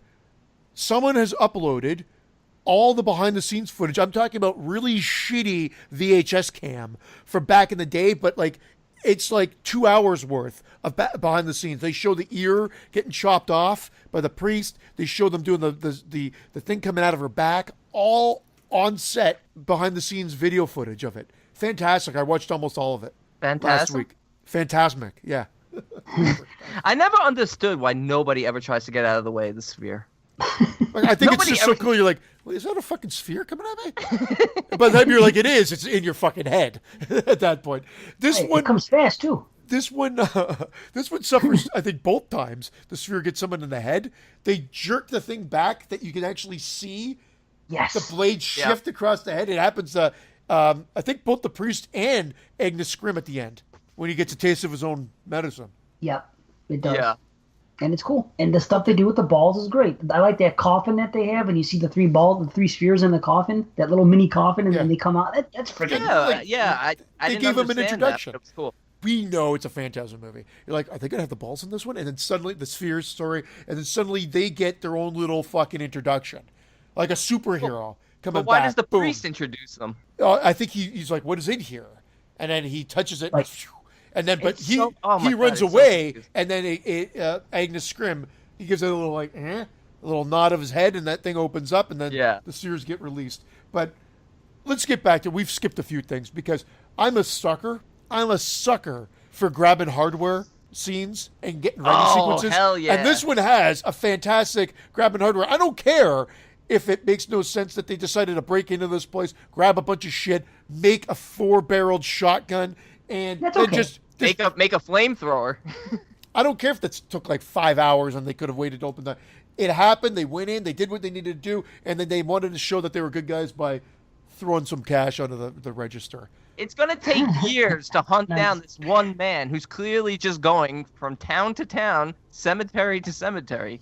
It's going to take them years to find this guy. Well, it was 6 months in the narrative. But yet, they are so brilliant, they can make all these beautiful weapons. All right. And that's why they need the psychic link. It's like, Liz is bringing us to Perigord, whatever the hell the name of the town was. Perigord. Yeah, right. Yeah, that's weird. Why is Reggie so good? He's an ice cream man. Why is he so good at constructing things? Mike gets all kinds of props throughout the series just because he knows how to fix a motor. I guess that means he's MacGyver, too. He was doing the bullet thing at 13. And he did the bullet thing, right? So I guess it makes a little sense with him. With Reggie, it's just kind of like, well, okay, we want to have an Ash character because of the year that we're in, and we're going to be like Evil Dead, and we're going to be like Nightmare on Elm Street, and we want an icon for this. We're going to make this into a franchise. We have an icon. We have a tall man. Let's do it. So they did. So you don't like the fact that Liz is in this at all, and I kind of like it. It doesn't make a bit of sense to me. But I don't like the fact that ultimately it becomes a throwaway character. Yeah, well, they all do. Every female except one in this gets killed or becomes a minion. They all become throwaways. Yeah, which makes sense, but not in Elizabeth's case. It feels like it was because you said it was forced in, and when Coscarelli got control of the series again, he went back to what he wanted to do. It was like, fuck her, right? We don't need this, right? I'm glad he did that. I do like when she encounters Tiny Grandma, though. He does that with his own shit, though, too. And I'll explain that from the link from 3 to 4, even. But, I mean, like, sometimes things just don't work out, or they just don't need it because you're focusing on these characters or whatnot, and that's all that, and that's all that matters. But it's unfortunate because from the series standpoint, this actually seems like the redheaded stepchild. But, you think so? People love this. I'm glad to hear that, though, because if you look at it from the people that have made them, from the whole universe, fans may gravitate towards 1 and 2, or 2 and 1, depending on the fan. But then I think Coscarelli and whatever would like to go like almost like from 1 to 3 to 4 to 5. I do like how they always use the footage from this one, but never show Mike's face. I know. Show them walking through the graveyard, the overhand shots. And I have nothing against James McGraw. I actually don't think he did a bad job in this at all. And I agree. I think he was fine for what it needed to be. It was better than... He might have been the best Mike. He might have been the best acting Mike, I'm not going to lie. And you know that Brad Pitt was up for this role, eh? Right, I know. Isn't that hilarious? Yeah, instead I think he did Cutting Class that year. He did that freaking slash. What's in the ball? What's in the ball? Oh shit, It's that's Grandma. in the ball. It's Grandma's brain. Yeah. That's awesome. Fuck. Sorry, Grandma. Yeah. This is Kimmy sexy as shit or what? Alchemy. Alchemy? Oh, my. Yeah, but Kimmy for sure. Oh, Kimmy. Yeah, I love her. Kimmy, Oh, my gosh. Although, they're both sexy. The blonde girl is too. Of course. Oh, yeah. Yeah. I love Kemi, though, having sex with Reggie. She's like, I love your head. And she's just riding him like a fucking animal. I'd be like, Kemi, do you mind taking your panties off? What do I got to take them off with my teeth like Jody in part 1? Right, that's what he's waiting for. That's the way they do it in these films. Yeah. Yeah, Kemi's awesome. Another thing you knew, it's a dream. Reggie doesn't get the girl. Gravers. They call them gravers in this one. The guys with the gas masks. Gas masks, yeah. Gravers. Yeah, are they human or are they not? They look like the freaking people. They look like the people in Halloween 3. The guys that work at the robots. They look like they've been drained of blood, yet you know they haven't been drained of blood because when the balls get to them, there's a lot more blood inside of them. Right. But they're white. They're devoid of any sort of color. Do they all look the same, or is it me? Or are they just all? Well, that's very racist. They did kind of look alike, the two white guys. Yeah, they did, dude. I thought it was like Halloween 3, like they were robots. You know, I think one of them was the fire chief from Halloween because he was talking to himself. Snotty. Nice. How about this for a glaring big mistake? The fact that the tall man is all powerful, can't be killed, you can't get ahead of him. He can do anything, but yet he can't control his spheres to only kill the people he wants. The spheres are just always killing his people. They're trying to kill him. It's like, dude, those are brains in there. They're brains in there. It's like, not yet. Not yet. That's a plot device from fucking. We'll get to 3. That's fine. See that, but you know what? It's like, yeah. Don't you think that the tall man sends these spheres out? How would they just go? Then when they come back, then when they turn around and come towards him, he's like, "Oh fuck! What did I do?" And Mike is so confident about it. He's like, "Here, suck on this," or something. He says, and he rips it out and he throws it. He knows it's gonna freaking kill the tall man. Well, how would you even assume that? I think I'd be afraid to touch it. That it would turn around and come back to me. If I'm in that situation, if you guys are in that situation, would you pull that ball out and throw it at the tall man and think it's gonna go at him, or would you be afraid of that spear? I wouldn't touch it. No, me neither. Right. I don't even know what I'd do in the situation because it's so fucking ridiculous to think of. But I just love the fact that these balls have like this one has like blades and like a flying Cuisinart. She calls it. Like I laugh every time she says it. Yeah, they are cool. Lightsaber. Oh, it's crazy. It's sweet. And thinking of Halloween again, this reminds me of Halloween 2. And again, they continue on with this. And that's what I love about this series is that one movie ends and then they pick it up right where the last movie ended. Brilliant. Why can't all franchises do this? I don't know. But that's what's special about this franchise. Great. But they do the Halloween 2 trick in 2 different ways. One, they pick right up from part 1 and they continue. And 2, they use a similar score, but they put a different spin on it.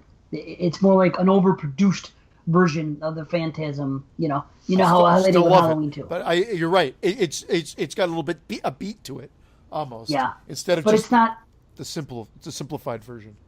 As a whole, nothing touches what they did in part one. Remember in part one they had the funeral music and they had all different things, and the movie begins and you hear that noise like oh. They do like spooky things. And as soon as part one ended and part two came on, and the series never did those type of things again. They were just like playing off of the original theme. I feel like you're about to hum the Beyond soundtrack when you do It is kind of like that. Yeah. You guys caught the Sam Raimi joke? Yeah. Yes. Yeah. And I'll go a I step thought further. that was hilarious.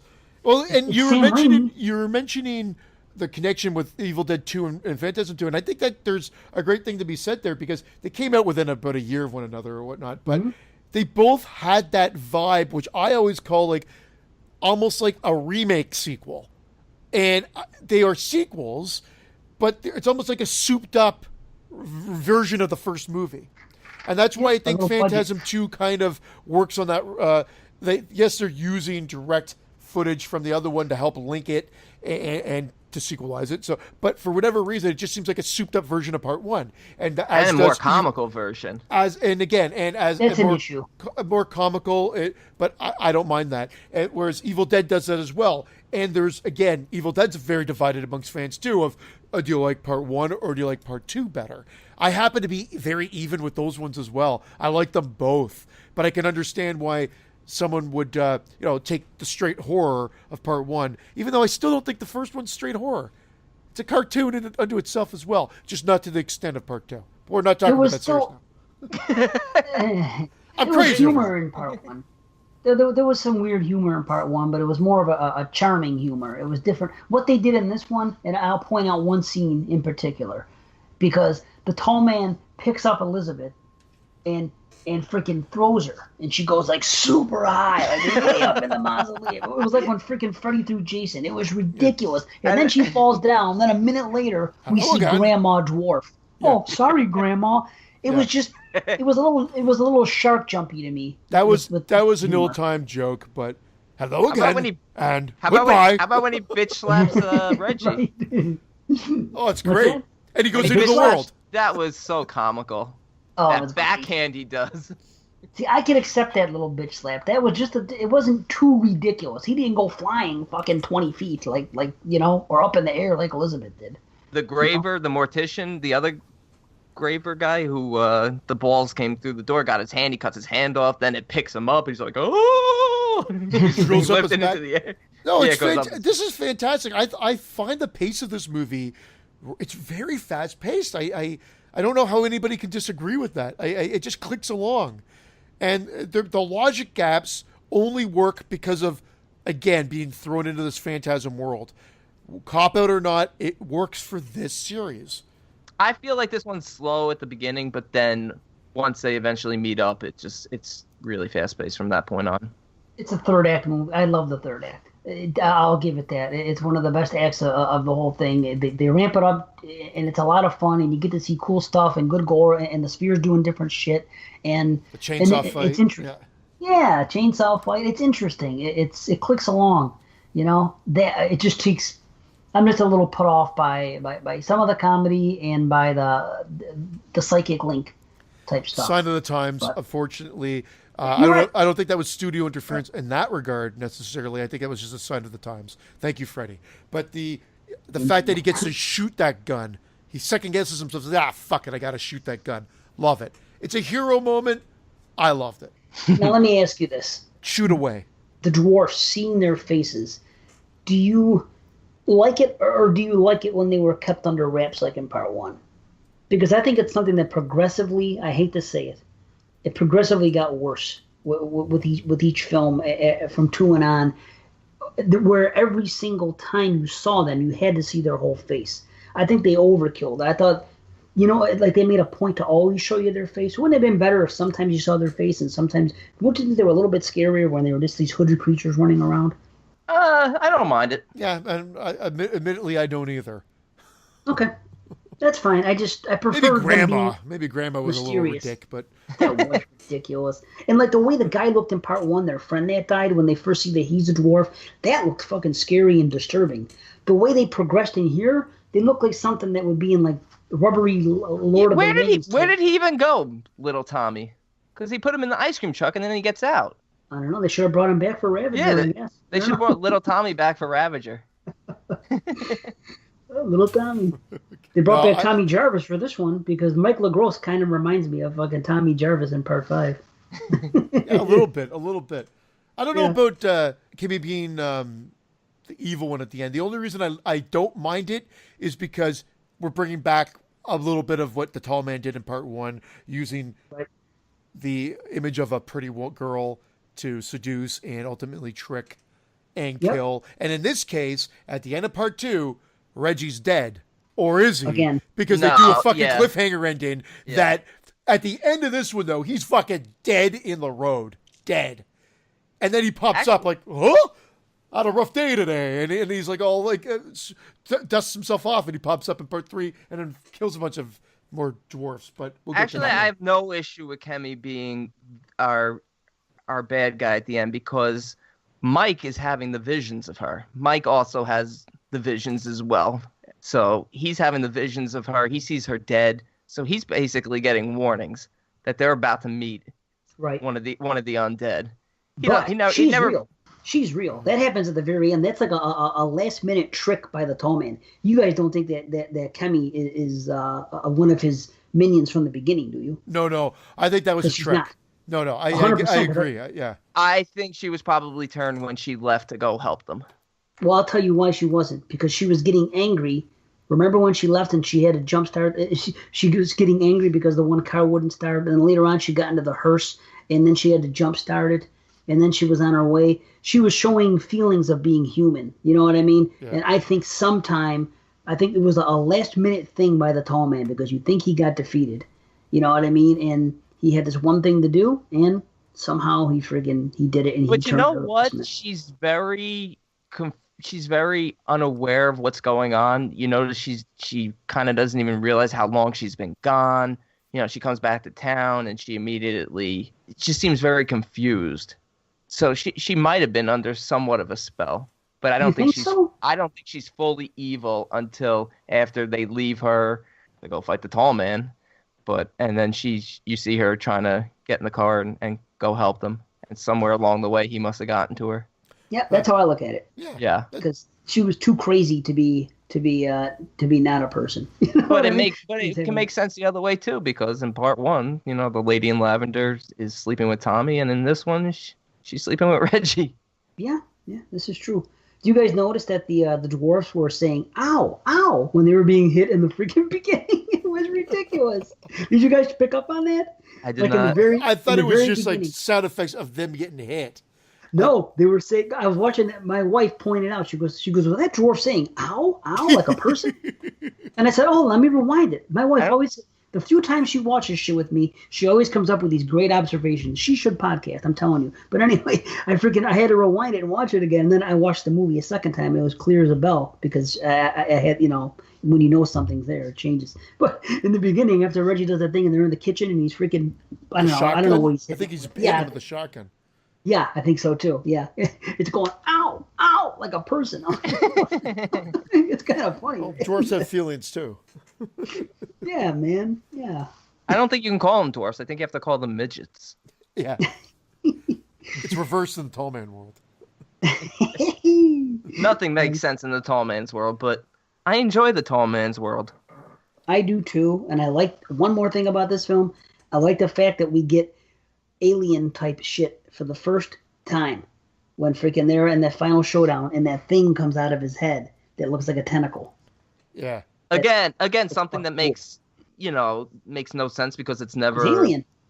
But it's never brought up or brought back to again, and it's just one of those things where it's his world, he can do whatever he wants.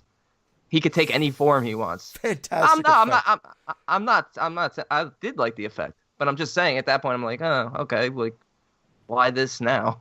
I like it because he's referred to as an alien, and we. Oh yeah, he's clearly an alien. I mean, his fingers turn into flies. His fingers live on, and he turns into flies and shit and fucking crazy shit. As Brandon says, though, I could see this. You coming into the series and just watching this one, you might be like, "What? There's nothing explained here. There's really nothing explained. It's another chapter in the series." But I'm totally cool with that. But again, it's the way the movie's presented, the fact that I actually care about these characters. I actually find that I care about the characters. They set them up enough that I actually care about them making it to the end and surviving. And when Reggie gets attacked at the end, I actually was upset. Reggie's a very likable guy. He's that guy next door. I mean, he's kind of like, he's an everyday guy. I love the fact that we're always, referencing that he's bald and middle-aged. Like, He's like, thanks, Mike. Yeah. Yeah, right. I don't have enough shit going on. My family was just blown up. Remind me that I'm middle-aged and bald. And an ex-ice cream vendor. Yeah. But he's likable because of all that, because he's so flawed, but he thinks he's such a ladies' man, but he's always striking out with the girls. Or sleeping with girls who turn out to be men. But who hasn't? Am I right? Oh, Maron. All right. Should we rate this sucker? Absolutely. Doesn't matter. I'll just say it. 6.5. 6.5 out of 10 for me. I'll it's not go so next. bad, is it? See, what did you think coming into this? Based on what you heard me say on Skeleton Crew and what I've said in the past. I thought what did you think like I was going to come? A 7 at least. Okay. And that's where I'm at. I could even go up as high as a 7.5, but I feel more comfortable coming in at a 7 right now. I'm at the most realistic out of the three, unless you're Jamie, because I know Jamie loves the first one so much, and she thought this one was kind of poo-poo. But I'm at 9.25. New number.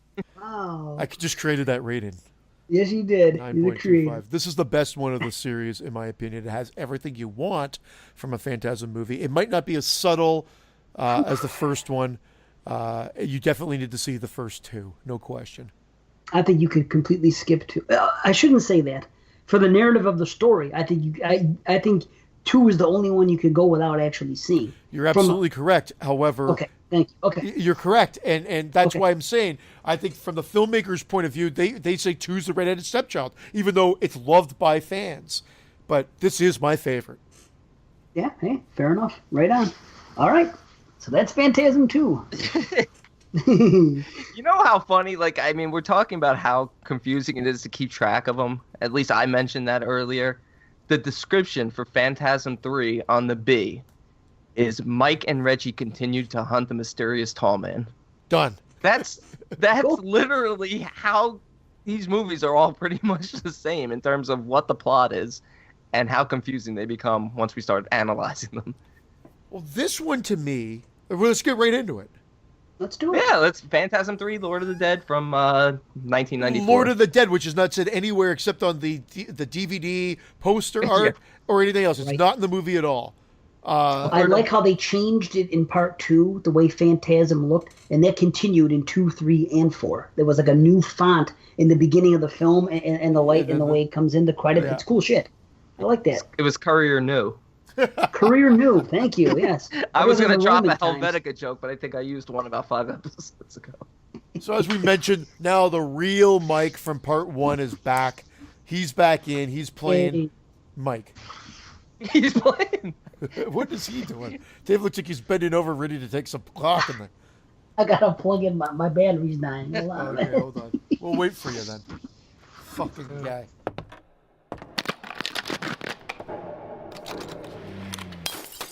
Hey everybody, this is Tim Dorn. My name is Gareth Evans. Hi, I'm Nacho Vigalondo, Director of Time Crimes and Open Windows. Hey, this is Graham Skipper. Hola, soy Macarena Gómez. Hello, this is #1 New York Times bestselling author Scott Sigler. Yo, monkeys, it's me, DDP. And you are listening to The Little Pod of Horrors. Which, as you know, is the best damn idea since premarital sex on Halloween. Jason Voorhees! It'll make it come hard. And that's not a bad thing. That monkey is a good thing. Bam!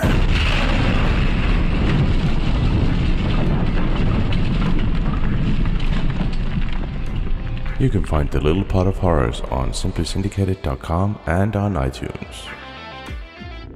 Again, I kind of blew a little bit of my load already talking about it in when we were talking about the second one. But, okay, well, now we know Mike is back. The real Mike from part one, the real actor that played him as a kid, is now back in the role of Mike. So sorry for all you James LeGros fans. He's gone. And the cliffhanger, as I mentioned, of Reggie being dead, left dead as he clawed at the window and fell to the ground. And I love the way they edit the new Mike in to that scene. It actually works quite well. And then Reggie just gets up, dusts himself off, and then gets that 4-barrel shotgun that happens to be at the side of the road now, and then fires it into a tree, and then 4 dead dwarfs fall out. 4 dead dwarfs. 4 dead dwarfs. I'm sorry. There's a big mistake though with this film. At the beginning, when they're rehashing, this one shows the origins that Reggie actually blew up the house, and not that his house exploded, killing his family. So it makes it seem like the original beginning of part 2 is what was real. That is funny. You're right. But it does answer all the questions you'll have for the remaining series about the tall man instantly by him throwing away the dead carcass and a new one appearing in the portal. Yes. That's immediately like, okay, I don't have to question the tall man and why none of this makes sense anymore. There's just infinite amounts of them. They're just everywhere. And that's it. And it's easier to just suspend disbelief from this point, because if you're trying to make sense like I was getting frustrated. Now I think from here on in, everything does make sense, and it's specifically because of the explanation in Ravager, which you guys know. I don't want to see too much about it now, but you've heard me say things before. Like I love when a movie explains other movies in the series away, or another movie prior. That's what I like. That's what I like about Ravager. What'd you say? Cloverfield? Cloverfield. Yeah, Cloverfield, Laid to Rest 2, just any type of movie where I have questions and they're answered in another movie in that series, I have to give it props for that, because I don't like having questions at the end of a film. So when a film is made and they're answered, it makes sense. Like, I'll tell you what, the beginning of this film, when you see Mike in the bed, I think that is a tie-in to Ravager, because the same thing happens. Mike in the hospital bed? Yes. Okay, yeah. I think it's a play on it. Here's what I believe. I believe that part 2 was studio stuff, and Coscarelli made the film to make the film, and he didn't know what he was going to do, and he did the best he could with the studio involvement and everything else. And then when he decided to continue on and make a 3, at that point, he didn't know what he was going to do. He was like, well, I'm going to bring back Reggie because I have this story where it's going to tie in with Reggie. And I'll talk about things in part 3 and part 4 that directly end up referencing what they did in Ravager. There is a precursor to where the series is going. So I believe that Coscarelli had an idea that began with part 3. And one of the things was that, the beginning scene mimicking what we're going to see later on with Mike in the bed. And you guys realize that the people in the bed, the guy that shines the lights in Mike's eyes, and the nurse are actually freaking, we don't really get a look at him, but it's Angus Scrim who's shining the light in his eyes, and the nurse is the Lavender Woman from part 1. Oh, really? I didn't know that. I only knew that, I think, from I don't know if it was reading up on it afterwards or what, but yeah. Dave just told you. That's why I'm here. Yeah, fuck it. Yes, skunk. It's funny because I had 2 and 3. I had the first 3 all on laser, and I remember liking this one quite a bit when I first saw it. I thought it was a fairly decent successor to 2. It's my least favorite of the series now. This is one of my favorites. I love a good home invasion movie. Least favorite of the series. I don't like the fact they brought Jodie back, but I know why they did. They wanted to make that connection. So there's a bit of a cool factor to it, I guess. Agnes Scrim is reduced to like sitting in a throne a lot, doing a lot of eye acting. Ooh. Oh, that's awesome though. That makes for a great poster though. Yeah, lots of eye acting, and now the magical balls have brains in them. It's cool, dude. You don't like that? You don't like more explanation as to what the tall man's doing and how in the beginning he's like front and center and they pimp him up? I can't. To me, this is like a better version of what part 2 would have been if they just left out the girl. It confuses, but Jodie confuses me. Now, at this point, Jody is a minion of the Tall Man, but yet he's still good? No. I don't think he's a minion of the Tall Man whatsoever. He's a sphere. Oh, I see what you're saying. Okay, I thought you were saying that he was pretending that he was really working for the Tall Man, but he was like being a double spy. Forget it. Okay. No. And please answer me, because I'm so confused by this series. Please. Well, the heart outweighed the brain because Mike, as you see, now again, is fighting it for the whole rest of the series when the Tall Man gets to him. Yeah, Mike is something special, and we see that the Tall Man has plans for him. So Mike has some type of whatever. He has something inside of him that separates him from other human beings. So Mike is special, so Jody might be special too? So, because Mike has some type of thing going on, Michael. Now I get it. Oh. I'm never going to live that. So, Jody is, he's able to get through because the heart outweighed the brain, I guess, and because Mike's special, so, and again, when you get to Ravager, you can write this stuff off. I'll say it again, just like the end of Slaughter High, which I said, that explains the movie. You can say whatever you want to me, but the end explains it, and that's good enough for me. A simple explanation like we get in Ravager is good enough for me. And yeah, at the time, this is confusing, sure, and it's a way to get Jody back in, and I get it. And yeah, it is a little ridiculous that why is Jody able to overpower, the Tall Man's wishes? That's more ridiculous than the brains and the fucking balls that Edgar Scrim has to pet like a little dog on his lap. That makes sense, that these are controlled by the brains of the victims that he's killed. You're better just thinking that it's just a silver sphere. Although when he crushed the one, it should have had a brain in it.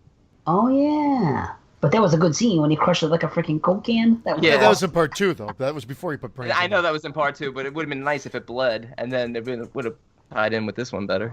But I like it. I like the brains and the eyes and the embalming. We get some. I really loved Timmy and Rocky. Oh, I fucking hated Rocky. Really? What? She's the worst actress. The worst fucking actress. This franchise isn't known for its acting, though. Stunned. No, but in the franchise not known for his acting, she stands out as one of the worst.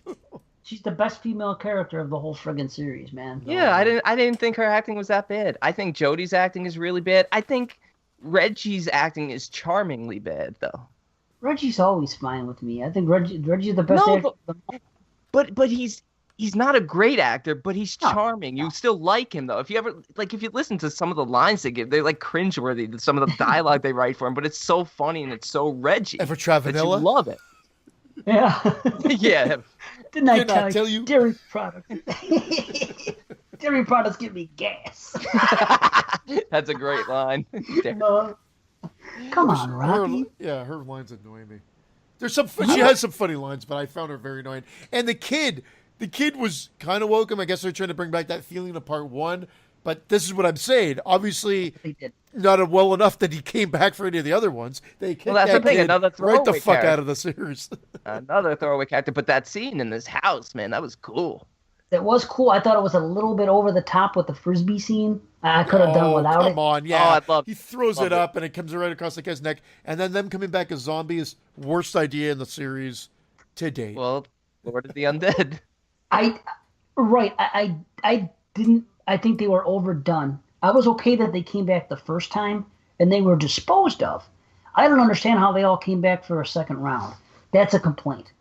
I will give you that, and I will give you a little, like I said, a little bit of the humor stuff with Tim. Yeah, it's a little to be desired with the Frisbee gag, but aside from that, it just flows better.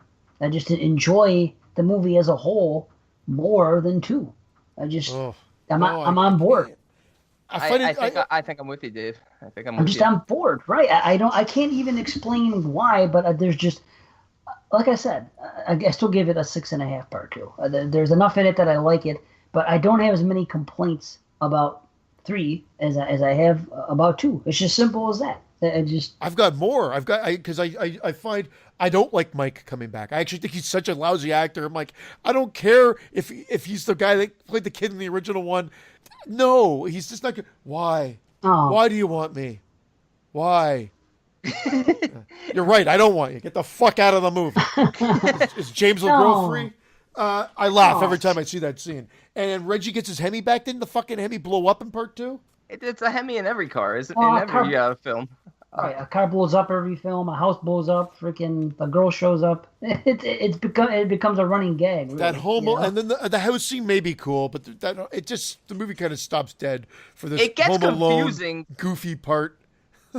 It gets confusing once they're in the hotel, and then Jody has the dream.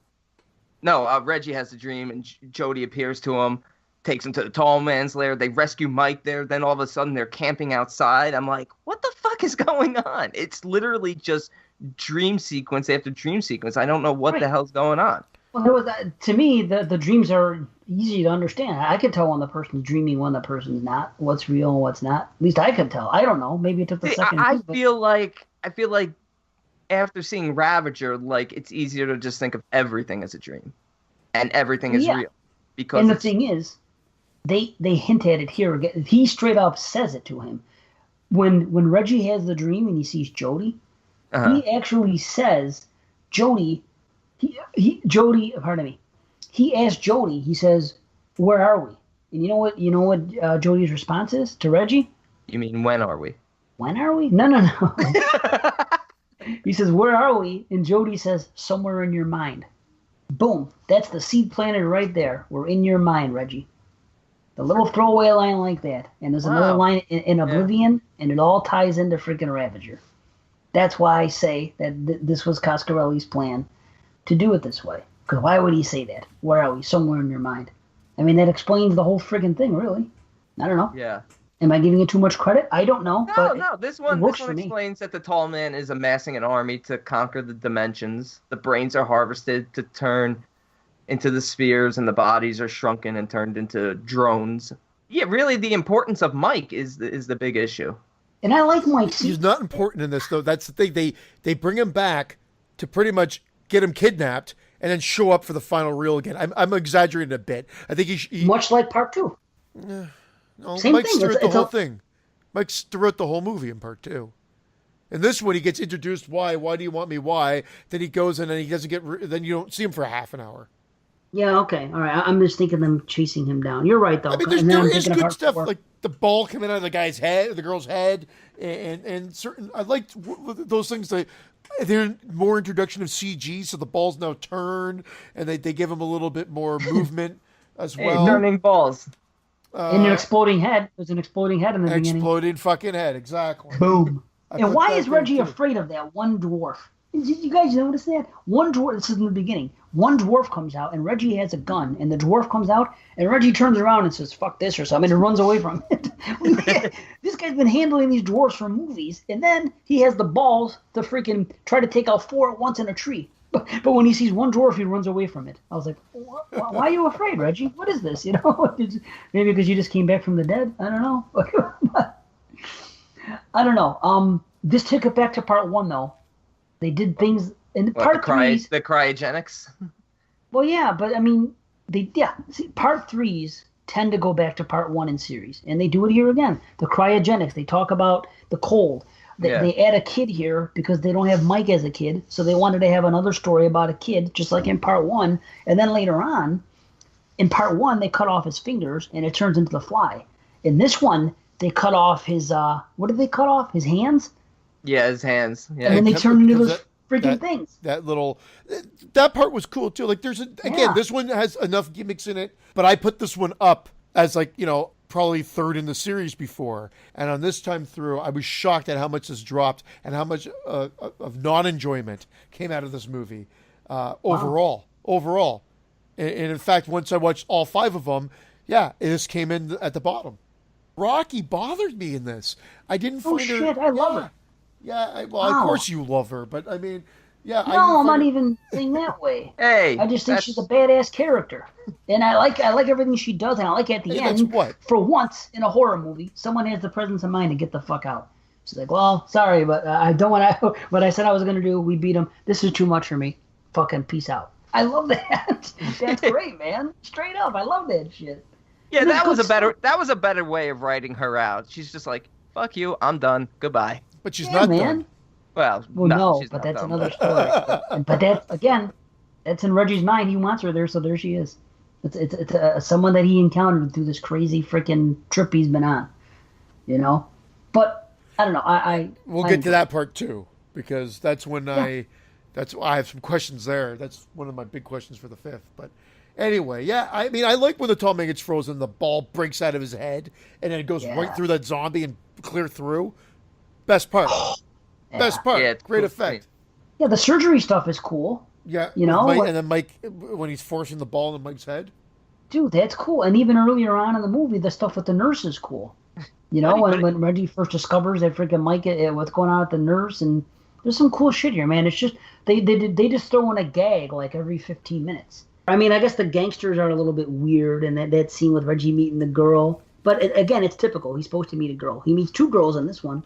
You know, he meets the one, and then he gets straight jacked, which is freaking funny. He's in the freaking trunk. Well, I should have said this one feels flat because it ends abruptly with really no payoff, other than Reggie being strung up by a ton of spheres, and that kid reacting, and then a boy, and then it's done. Yeah, the fact that they go one again. It's a throwback to 1, but then they immediately throw it out the window by showing you all these heads on the ground. The fact that he's escaped the cryogenic chamber, so the cold hasn't had an effect on them. They're back to square one. They're always back to square one at the end of every film.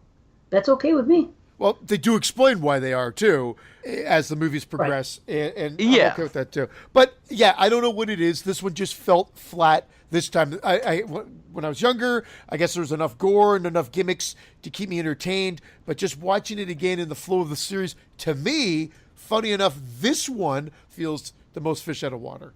Interesting. I really feel good when I watch it. I like seeing Mike and Jody and Reggie together again, and how that remains through the rest of the series. It's like comfort food. It's the way I feel about the series now, definitely, after watching it 3 times straight through in the last 3 years, you know? So, I don't know. But I guess I could see if you're a big fan of 2, and you are, how this may pale in comparison in certain ways. So, I don't know. Another cool thing, did you guys watch the final credits? It says if you copyright the movie, you'll suffer the wrath of the tall man. Yeah. Oh, right, yeah. If you're not copyright, but if you infringe on copyright, yeah. I think there's a lot of shout-outs to the tall man in credits. I just wish I understood what was going on with the Mike stuff. Like, how long does it take for him to turn someone into a minion? It seems like he turns a whole town in 2 seconds, yet he's... What is his plans with Mike? What is he doing? He wants Mike to take over in a manner of speaking, because as we learn all that in Oblivion. I know, but why is he having so much trouble? Why is Mike still able to run away, and go out to the desert? We'll get to Oblivion and just start working on his Hemi. He doesn't get him fully. That's why he's always interrupted before he can finish the procedure, like the surgery that he was trying to do. That was interrupted in this one, and then I don't know. And he needs Mike a certain way. He wants Mike to come to him, and that's next movie. I can explain that better. I have some comparisons to that in another movie. Actually, it's actually kind of funny. The one scene where he tells Tim, where Mike tells Tim, of the warning. There are dozens of them, or whatever he says to him. Like, it makes it seem like it's going to be that much of a bigger deal, but again, it winds up being a throwaway with the way they wrap up this film and then start the 4th. So where'd you guys come in? I come in at 7. Yeah, I come in at the same as 2, but I think I might enjoy this one a little bit more, but also a 7. And I came in at a 6. That's not too bad. Okay. Yeah, no, I didn't. That's the great thing I realized about the series. This would probably scream when I actually look at the series as a whole. Probably are my 2 most consistent. I wouldn't say favorite, because Friday the 13th is my favorite, but there's 4 movies in that series that I rate pretty low, and this is my lowest rated one. Bless you. Right. And thank you. and it's funny because 2 of them, 4 and 5, first time I watched both of them, I was disappointed with both, and they came up quite a bit compared to my first view.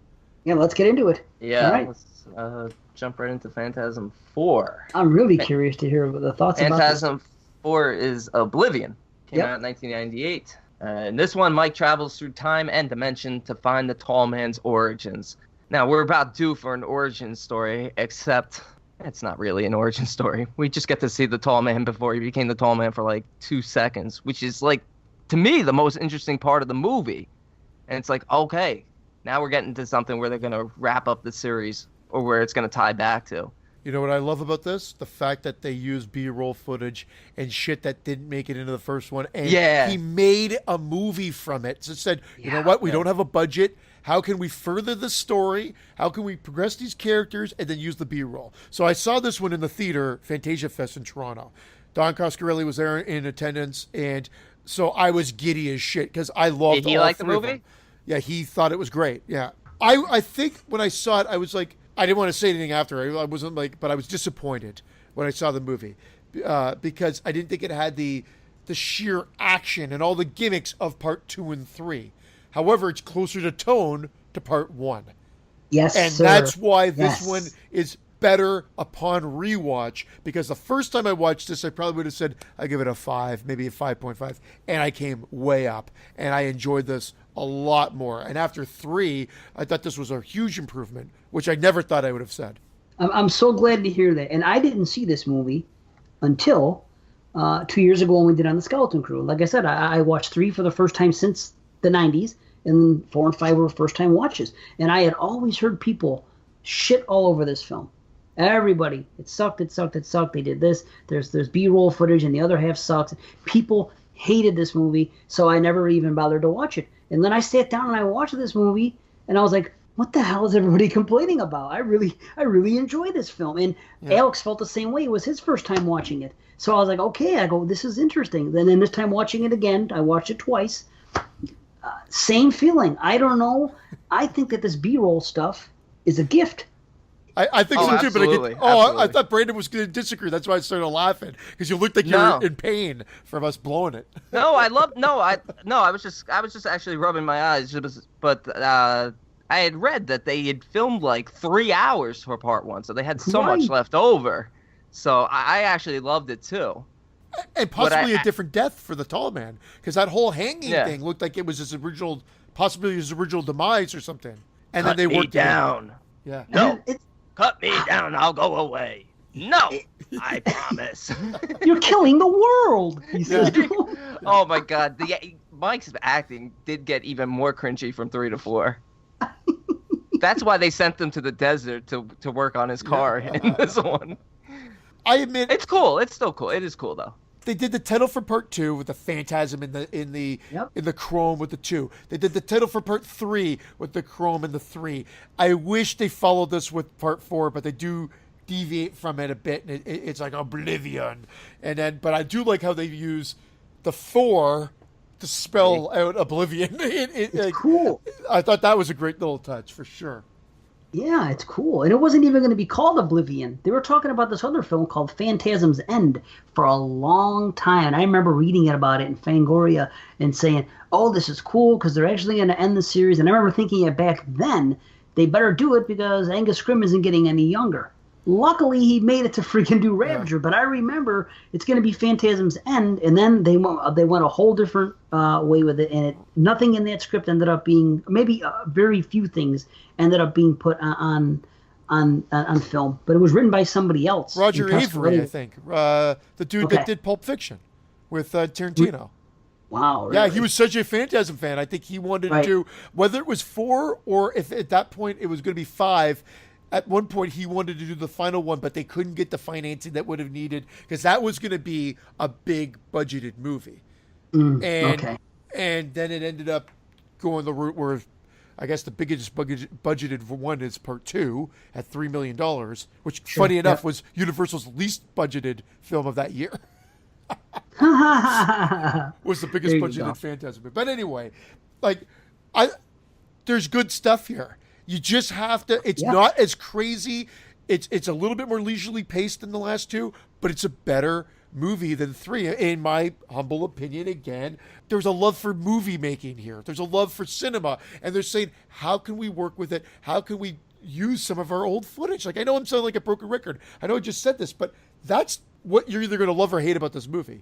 It's almost like he knew he was going to do this, because those particular scenes that he saved, they tie into this film perfectly. Like the hanging, that was just smart. How Mike's going to go to hang himself, and then it's going to flash back to when they actually hung the tall man. So that works out. And the very last shot is kind of brilliant, and I don't know how they pulled it off at the time when they filmed it, because the whole way the film ends with just the wind, it's just the wind. And he was hearing himself dying. So when they filmed that the first time, what were they even thinking? It almost seems like it was like meant to be with these scenes. It's so weird. And here's the funny thing. They filmed 3 hours, and a lot of this film was missing for years. And it was recovered later on and put in this. So it's almost like they like fate stepped in and they happened to recover just the right footage to make this movie and to make it work. And I don't know why people complain about it, because I guess I'm a broken record too, but I think it's a gift that they found these things, and it will return to the tone of the first film. Yes. Because we get parts of the first film, but the stuff that's new is also it's mellower than 2 and 3. It's not as we get the emotion of the first film, especially from Mike. You know, he's writing the will to Reggie. You know, he's still, you know, he has no answers as to why the tall man has brought him to the desert. You know, he's planning on killing himself, but he can't escape from the tall man. And you mentioned, Brandon, about the stuff with Agnes Scrim as the doctor or the philosopher or whatever. Jebediah Morningside is the Yeah, and enough. There's just little touches, and I do think that they were really good. The misstep in this movie, like the biggest misstep, is that super cop stuff. Cordell. Is that the cop? Cordell. Maniac Cop. Maniac Cop. That's the misstep. I think they wanted to have a little bit of that quirkiness from the third one come in. The Reggie one-liners. Yeah. But it didn't need it. That was the biggest misstep. I'm not saying this is nearly as successful as the first movie. I'm just saying that it was great to get that vibe and that feeling back, and that B-roll and alternate takes and everything was definitely helped. Like, there's a lot of fucking footage. Yes. And it plays beautifully, and I can't get over it. But aside from that, I gotta say I love the beginning. Again, Tall Man is front and center, but they do more. They have a cool ass montage, and they showcase the Tall Man. They give him like a freaking Darth Vader entrance. Yeah, you just like that he ran over the dog. That was funny. Okay, now meet me on that one. Tell me that's not a funny dog kill. Yeah. That's a great dog kill. See, that's what I'm saying. Some of them work. That just shows what an asshole he is, and it's a tongue-in-cheek thing. It's like, this guy's such an asshole. He's just gonna kill a dog. That's just, to me, that's where a dog kill was funny. That's where it works. But him, when they show him walking down the corridor with the balls on the spheres on both sides of him, walking with him, that's a badass intro. It's like Vader, and it's like Emperor Ming and Flash Gordon. Dude, great freaking. They really pimp him up, and I'm just like fist pumping. I'm like, there you go, the Tall Man. This is fucking badass. Seriously, the balls were originally supposed to be resting on his chin as he walked down. I refrained from sphere ball jokes, but you didn't have to. Sure, Mr. Balchinian over here, Dr. Jebediah Balchinian. The other focus, and it picks right up again. Yeah, no, you're right. Give it props. Picks right up. And we get to see a kid die. And you guys know... Should have been the kid from part 3 is what it should have been. They were going to show him die. And it got cut or something happened. But a dwarf was going to be freaking eating him. And that's how they were going to start the first movie. So yeah, that would have been cool. We did forget that they ate the girl's face from part 2 at the beginning of part 3. That part I forgot. That was fucking... That was almost like a punch to the gut. Like, you survived part 2 only to get your face eaten part 3. Funny. And then the tall man's just carrying her head around. Oh yeah, that was great. See, that was beta. That was Coscarelli saying "fuck you." It was like when they took Jar Jar Binks out in Revenge of the Sith. They're like, okay, we're just gonna show up for 2 seconds. Fuck off, you're out. I don't get what's going on with Mike and Jody in this one. Is it simply the fact that Mike is now obviously transforming as to why he ultimately tries to kill, why he kills Jody? Now, the Jody thing, that is the one issue with this film that I don't really understand. Yeah, it's just a way to get Jody in. And there are some cool scenes, and I'm glad he's there again, but it's all of a sudden we find out that he's working for the tall man, or is he? And they go with that whole back and forth and whose side is he on. That felt a little unnecessary, but again, I'm glad Jodie's there, and it was a way to get him in the film. They have that line, though, when he dies, he says, "I died in that car." I love that line. That's that last bit of humanity in him, like reassuring him that, he wasn't fully evil yet. I'm not evil. I'm trying to help you, but it's against my will.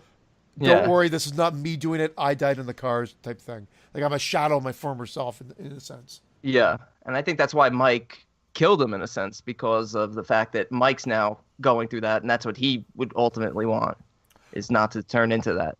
How about the tall man having the cool line that Reggie used in part 2, so they don't totally ignore part 2.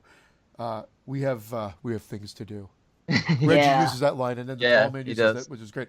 Again, and I was saying it, and I was talking too much, so I apologize. But the other quibble I have of this one is there's too much time and dimension jumping for its own good in this. It almost becomes too episodic in a sense. Like you're just like, okay, kind of focused. But I think they needed it. They're doing it because they kept going back to this B-roll footage and whatnot that they needed to. But they had all those portals in the desert and like a lot.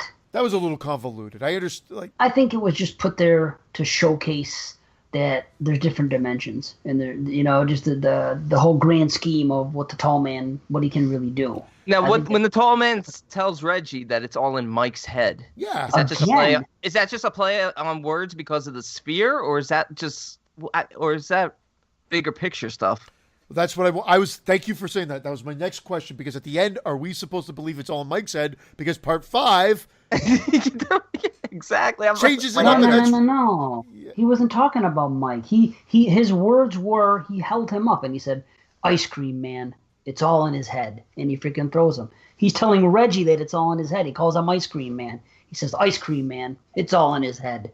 Oh, I thought he was referring to Mike. I never thought that for a second, because he even calls him Ice Cream Man and says it's all in his head. He basically just blows him off and then throws him. That's what and then earlier on in the film, when he meets Jennifer, Reggie, she says something, and she says, "In your dreams." And then his response was, "If you only knew."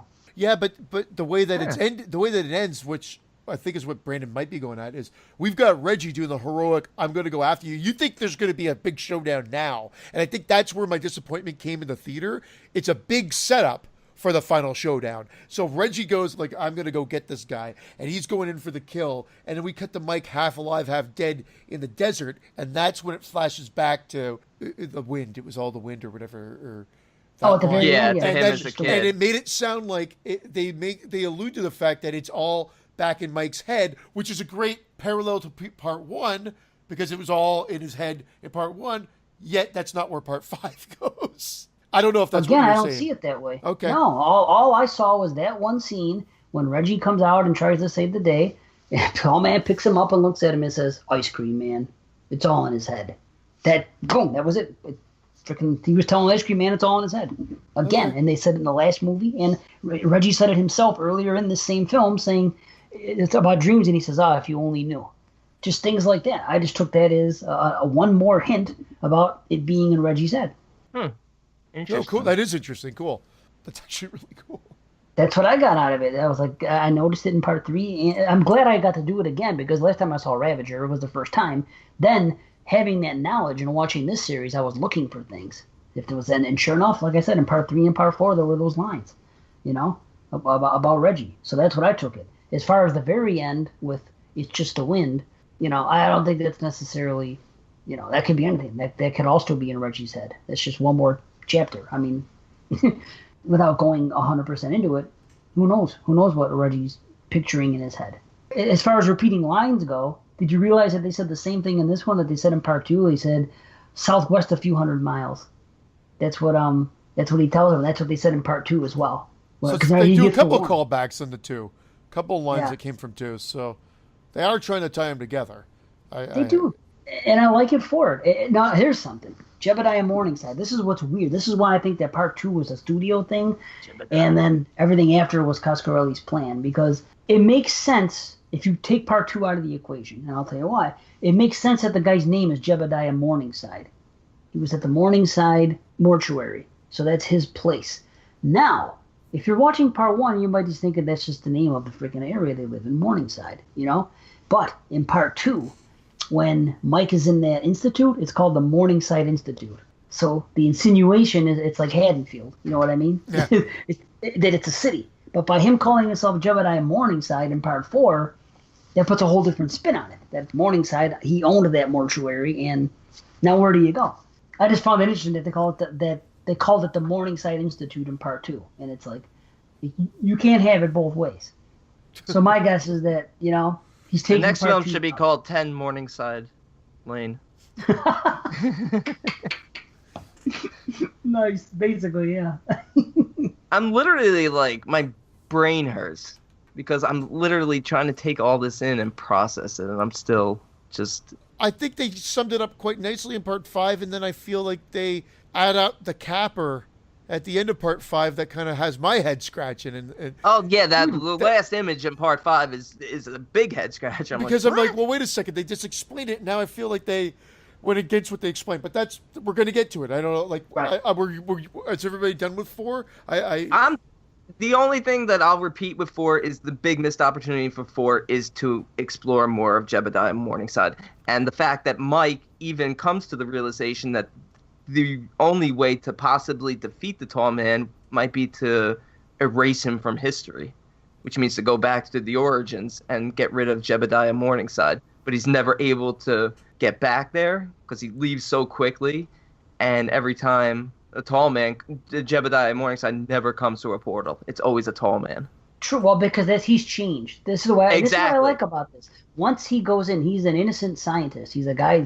He's curious about other dimensions, because who wouldn't be? So he puts a thing together and he goes through. And as soon as he goes through, he's the tall man. He's changed into this freaking other being with evil intentions, and they can make as many of him as they want. And when he comes back, that's all there is. Yeah, Jody even says that Jebediah Morningside never comes to a portal. No, of course not, because he's gone. Once he goes through, he's turned into something else. He has evil intentions, and I'm fine with it. It would be awesome, though, with what they did with Mike and Jody, particularly, and the whole idea of their humanity, if they were able to somehow get back to Jebediah's humanity in some way. Yeah, they could have done that. It would have been cool. I think they were at the restriction of the budget, and I think they had a specific idea in mind to try to, I don't want to say churn out, because this wasn't the great thing about these sequels, or the crazy thing about these sequels, is there is a lot of time in between each sequel. Yeah, there is. So you've got, like, original came out in 79, the sequel came out in 88, part 3 came out, I believe, in 94. I don't have it right in front of me. Yeah, 94, 98, and then 2016. Yeah. Crazy. So, it's crazy. Reggie is like 70 in part. That's the most amazing thing, is that Reggie pretty much looks exactly the same from 40 years. Yeah, I know. He aged phenomenally. He was like 34. When he was 34, he looked like he was 70, but now that he's 70, he actually looks like he's... Oh, I just want to add one other thing. They make the balls have a buzzing bee sound at the beginning of this, too. Ah. It was the funniest, weirdest thing. It's like... Bzzz. Oh, when they're all holding them up. Right. I just thought it was funny. How about the balls coming out of the girl's tits? That was great. They called back KGMB or not KGMB, what? KNB? Yeah, KNB, thank you. KG. KGMB. KGB. The KGB. It's the Russian version of KNB. KGMB. They came back to do that effect for him. Oh, wow. Yeah. It shows. It's good stuff. Yeah. So the great effect, and I came in at a 7 out of 10 on this. I'm at a 7 myself. I'm going to come in slightly lower at 6.75. Right on. Rock and roll. Favorable review. You know what the crazy thing is? I was asking some buddies for their ratings for the entire series, and I'm telling you, 8.5 might have been the lowest score I saw on some of these lists. What? Some people don't like 4. This one. Yeah. People do not like 4. You're trying to tell me. I'm talking about the whole series. I'm talking people were saying whatever their least favorite was at least an 8. Like every film was so super high that immediately I thought to myself, I'm like, oh my God, they're going to tear me apart when they hear my ratings, because I'm not saying my enjoyment's not there for it, but there's just too many issues. They are, and it hurts my brain too much, is what it is. It makes me think too much. I don't want to think. It's a solid series, and so far the lowest grade has been a 6. So, what can we say? A lot of people, and that was me for 3. A lot of people love this series. If you look at the post that you put on, Dave, today, Andrew Reeves loves it. Andrew Reeves loves it. Joey, of course, loves it. Joey Infante, Ricky Morgan loved the first one so much. Infante. But he says he agrees it's his favorite franchise. Tanya Torrance says love Phantasm. Oh, it's Tanya. I asked her. Did you? No, it's not. You no, it's Tanya. You fucking asshole. And then where was that one comment that I really wanted to get to? Yeah, James Hogan. My favorite horror series, 4, is kind of rough, though. See? James, I thought the same thing, man. I thought the same thing. If you haven't watched it again, give it a rewatch. Yeah, second view. Rock and roll. That's what it's all about. And that could be the reason why I'm coming in lower on some of these, is because this was first time view for these later ones. Cool. Well, we got one more. Are we ready to go? Ready to go Ravager style? Part 5? Yeah. Ravager? Hardly know her. Yeah. That joke has been cracked. Oh, definitely. Definitely. Oh, I know. I'm going off the B, because the B has the best synopsis for Ravager. The final installment of the long-running Phantasm series. That's it. It's not Mike and Reggie go after the tall man? Again? You know what? Even if I tried to write a synopsis for this one, I wouldn't even know where to start.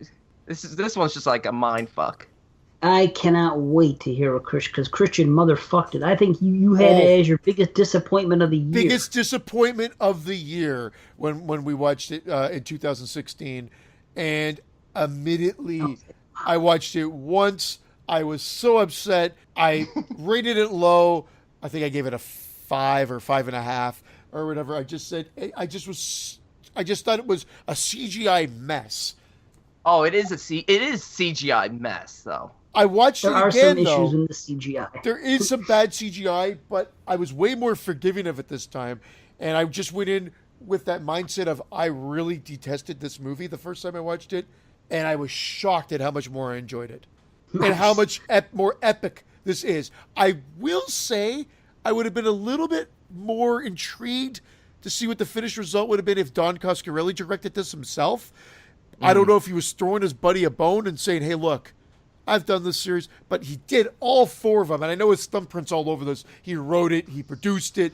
I mean, it's all there. And he probably oversaw it, but I guess maybe he wanted to give his buddy a chance or a filmmaker, an aspiring filmmaker. I don't know the history there. I'm speaking out of line, so to speak, but I'm just not sure. You're way out of line. Yeah, well, fuck you. I'm just not entirely sure as to why he didn't finish the series off himself from a directorial standpoint. I'll tell you why. Okay, tell me the truth. I may be wrong. Now, hold on. This may or may not be. I may be wrong. He doesn't even know. Hold on. To my understanding, now I know this part for a fact. This was originally filmed as a web series. It was just filmed on weekends, and they were just going to make a web series out of it. And there was so they filmed the first part, the stuff when Reggie meets the girl and all that stuff, and it's just Reggie. I believe that was just that. So I believe that stuff was done by Mike Hartman. Like he got, through the grace of Don Coscarelli, who said, yeah, go ahead if you want to do this web series. I'll give you my blessing. So he started doing this and started filming 20 minutes here, 20 minutes there on weekends, and it took a long time to do it. This was in production for years. So the web series ended up not happening. So when they decided to go ahead and make it a film, because I believe Mike Hartman had already directed the proposed web series, that he was already had his feet deep enough in the water that if the movie's going to continue on, why not just direct the movie? That's pretty cool if that is the case. I guess Coscarelli could have stepped in and said, well, you got the first third of the film, I'll do the rest. But you didn't. You know what I mean? That's what I get out of it. Because I know for a fact it started out as a web series. So I can only guess that Hartman filmed those scenes. And then, my guess is there was a lot of collaboration anyway. I'm sure he had Coscarelli's blessing on every choice he made. I'm just so grateful it happened because, like I kept saying, Angus is not getting any younger. What are you guys doing?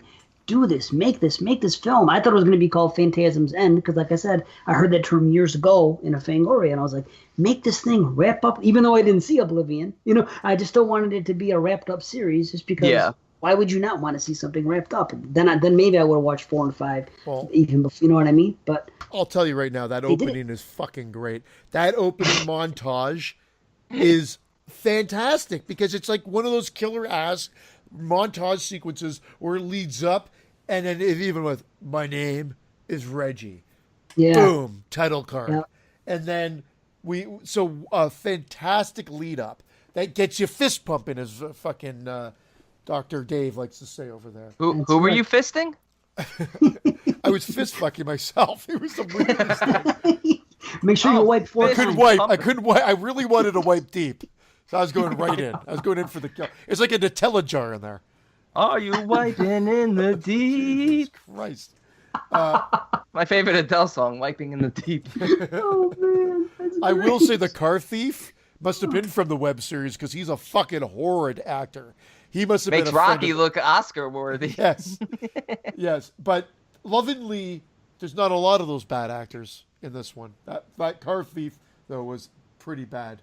But I love the lead up of Reggie going, "Where'd you find this car?" And then saying, "Oh, I left a gun in the center console." And he goes to grab it and goes, "No, I forgot.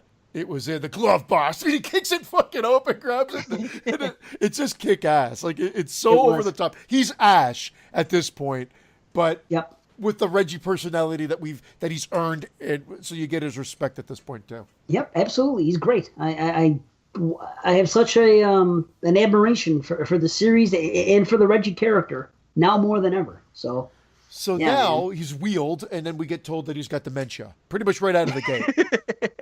And that's when I thought I had dementia. That's 13? Yeah, Dementia 13. Yeah. I never saw 1 through 12, so I've actually never watched 13. I thought that was awesome. As soon as they said, and I remember the first time I saw it, as soon as they said that, I'm like, because remember, again, I did it for retrospective, so I watched them all in a row. So when we got to that one, and he said that, I was like, wow, awesome. What a fucking explanation for all this craziness we've seen. Now it makes sense. And there you go. I've been sold ever since. Wouldn't it have made more sense, though, that Mike had it? It seems like it was such... I mean, it's Reggie's story almost as much as it's Mike's now, if not more, because of how they followed him. But it seemed like because it started with Mike and the journey that Mike went on with the ball in his head and everything, wouldn't it have made more sense that Mike was going through? Yeah, but at this point, Mike's dead. No, well... Or not. Or he's wheeling Reggie around because Reggie's got dementia. Right. He didn't... But in Reggie's dementia mind, in his alternate versions, Mike is dead. Dementia mind? Dimension. The portals of Reggie's mind? Seriously. Okay, so in the whole story that Reggie's created in his mind, in his dementia, Mike has died. You know, because we saw it at the end of 4. He died. And now it's Mike's story. And it's Reggie's. You've gone nuts. Yeah. I don't feel good. I think this series ruined you for a little bit, Pete. No, I'm not doing well. But I blame Phantasm. I do. It becomes Reggie's story. Isn't it weird though? Because he says Mike's wheeling him around and goes, "Tell me the story again." Great line. But I thought they easily could have made Mike the one with dementia, and I don't think the movie would have lost anything. Yeah, but I think it would have because Reggie's become the focal point. He's become the focal point as the series went on. It became Reggie's series. To have it go back to Mike now, I think Mike isn't anywhere. And again, nobody's excellent, but he's not near the actor that Reggie is. People aren't as sympathetic towards Mike, I don't think, as they are to Reggie. Reggie became... he became the star of the show. Absolutely. The beginning of part 2. Yeah. The minute his house blew up, that's when it became Reggie's story. Yeah. It is. Because at that point, Mike's story's over. I mean, he's there trying to, avenge. But it's Reggie's story now. You guys are almost right, I think. Almost. You're right. I'm just saying. Because I do believe it could have worked either way. But no, you're right. Based on... I feel you because... Yeah. I do, because it is Mike, and he's the kid that we grew up with. You know what I mean? He was with him, and he was a kid in part 1, and the tall man was trying to recruit him. But because of the way part 4 ended, there was no other way to go. I mean, I guess they could have said Mike never died at the end of 4, and he's in a hospital bed again, but they've already done that in the beginning of 3 with him being in the hospital bed or whatever, you know? And also, keep this in mind, for Mike to have dementia... and Reggie to be wheeling him around, it wouldn't seem right. Reggie's older than Mike. Yeah. You know? Plus the fact it was Mike's story, and now it's Reggie's, and it's sort of like a metaphor. Like everybody has their own tall man, and they sort of are always trying to stay ahead of death, but you can't do it. You can't defeat death. It's gonna get you at some point. Yeah, and there's an Elm Street in every town, and there's a tall man in every corner. I think the series did break him. No, we all have our tall man. Brandon has a tall man waiting for him in bed right now. 2 silver spheres. You made me bring out the ball jokes. Let's get to it. There is an absolutely menacing shot of the tall man in the bushes when they're at the cottage. It's probably one of the scariest shots. It might not be the fist-pumping shot you saw when he's walking all Vader style with the balls was at him, but it's a scary shot. And I thought that was super cool. So super cool that I wrote it down. Hey, I'll give you props then. I'm going to erase your notes. I think the fact that Reggie was going to finally get the girl, but he fell asleep. Yeah. Oh, yeah, I know. Isn't it heartbreaking? That was heartbreaking. And then she got drilled. There's a lot of ball action in this. There's a lot of drilling in the heads. How about the horse? The horse was hysterical. That was so fucking funny. This is what I say, though. There's being ambitious, but there's also being ambitious, and when you can't deliver on the effects, maybe just not do it. Because his sound sounded a little raspy also when he was getting killed. I think he was a little hoarse. I knew where you were going. The setup there was just brutal. I started laughing already because I knew it was coming. That's great. Yeah, but I said, as soon as he said raspy. But how about the kill on that guy? The freaking the meter farmhand. Yeah, 3 people and 1 horse within like the first 30 minutes or so of the movie. Dead. So I guess you could say Mike has been through the desert on a horse with a spear in his brain. I don't know. On a horse with no name? Oh Is that what you I was trying to make a horse with no name joke, but a horse with a spear in his brain.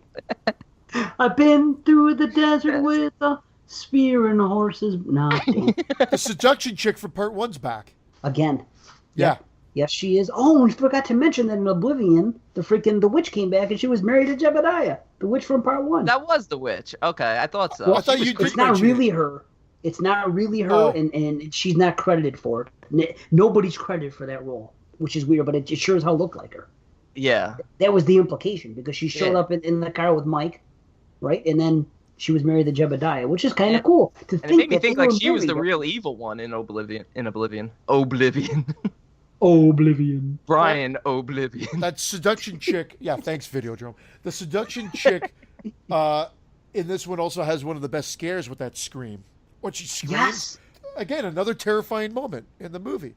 Because this series had moments, but I wouldn't say it was really that scary in 3 and 4. I thought 1 and 2 had most of the atmosphere and the scares. 4 brought back some of the feeling of part 1, had some cool moments, but this one had some good scares in it again, in between the CGI. Right, and which was just scary bad. It just looked a little too video game cartoon-like. I agree. It's unfortunate. And it will reflect my rating a little bit, because you can only give a pass for so much. Yeah. You still have to look at some of the faux pas in production. What can you do? I mean, they only had so much, so you have to be forgiving to a degree, but in the end, it's still a finished product, and it's unfair to grade it a different way as far as I'm concerned. You just have to look at the product and say, okay, well, the CGI does kind of weigh it down a bit, and it's unfortunate. I wish that we all wish that it would have been, had a bigger budget and not done this way. Absolutely. What about humans are just skin sacks of water and meat? That's about right. How about when they had that serious conversation and he says, "You're my bad dream"? That's what the tall man tells Reggie. That's freaking crazy, huh? He kept them around though for all this enjoyment. I feel so bad for Reggie when he finds himself back in like 1979 and he realizes everything he's done for the last 40 years has paid off nothing. Yep. It's good to see him, and I forgot to say it about Oblivion, but it's good to see that he changed back into his ice cream uniform. And he absolutely. Yeah, it was great. Yeah, man. There's a part where he does wake up, when Reggie wakes up, and we're to believe that it's 10 years after the end of part 4, correct? Yeah, that's when he's in the future world where the tall man's taken over. Where he feels like he's been woken up from the real dream or whatever, and then that's when he's broken out. They break him out, and then he says it's not really our world anymore, it's his. And then they crack open the door, and you get that really cool, again, CGI'd, but it's actually pretty cool of the world being taken over, and that was a really cool revelation. I dig it. Yeah, I gave that a pass because it was so cool. I agree that I did give that a pass. The giant sphere and everything else, and those people with the exploding heads and the shit like that, and what happens. That shit was cool. I like that whole idea of him taking over the world. It's almost like what they did in another movie that people don't like, Freddy's Dead. In the beginning of Freddy's Dead, when they say that Freddy has wiped out freaking all the kids in the country, and there's just this small group left. I like shit like that when it comes to that.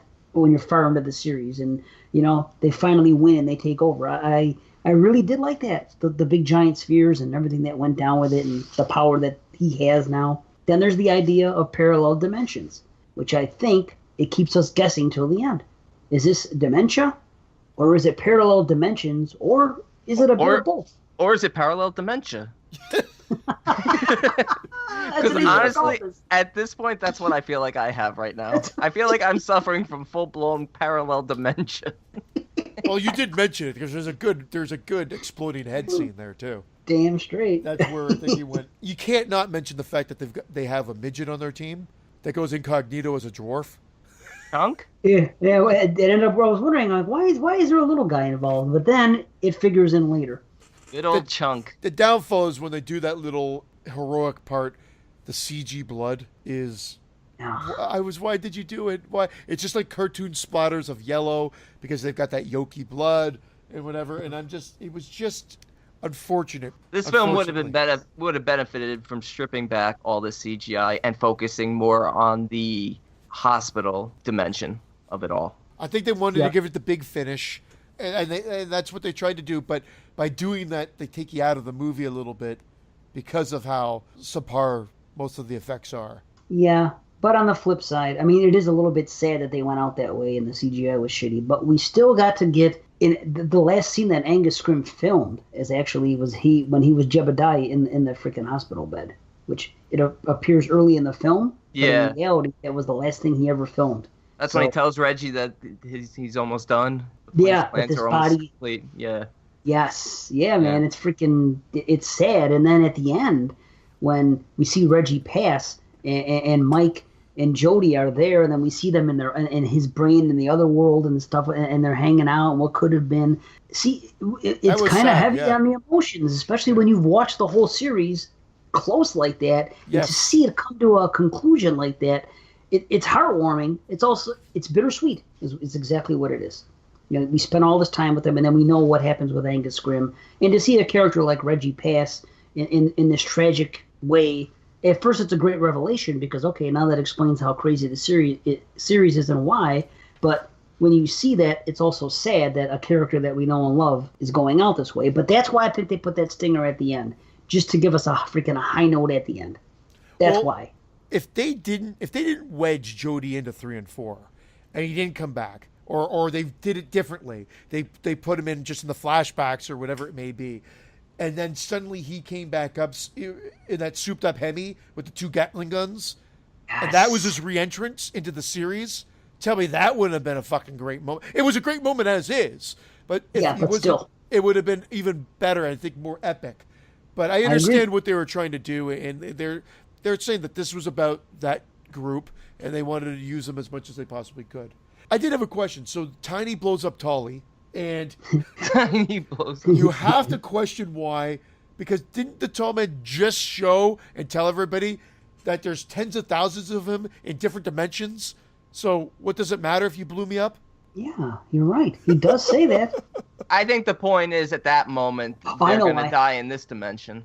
Right, okay. Because you're on his home turf. So if you take that one out, he can't return, maybe, or I don't know. It's very confusing, but ultimately when this one wraps up, you realize that it's more of the story of going back to part 1, of mourning, of death, and of friendship between Reggie, between Mike, and between Jody. And the tall man, while he's iconic and fantastic throughout the whole series and great, that the myth of the tall man was never really important to the story. Because if you feel like it was or needed to be, then you're gonna hate the series because you get no answers.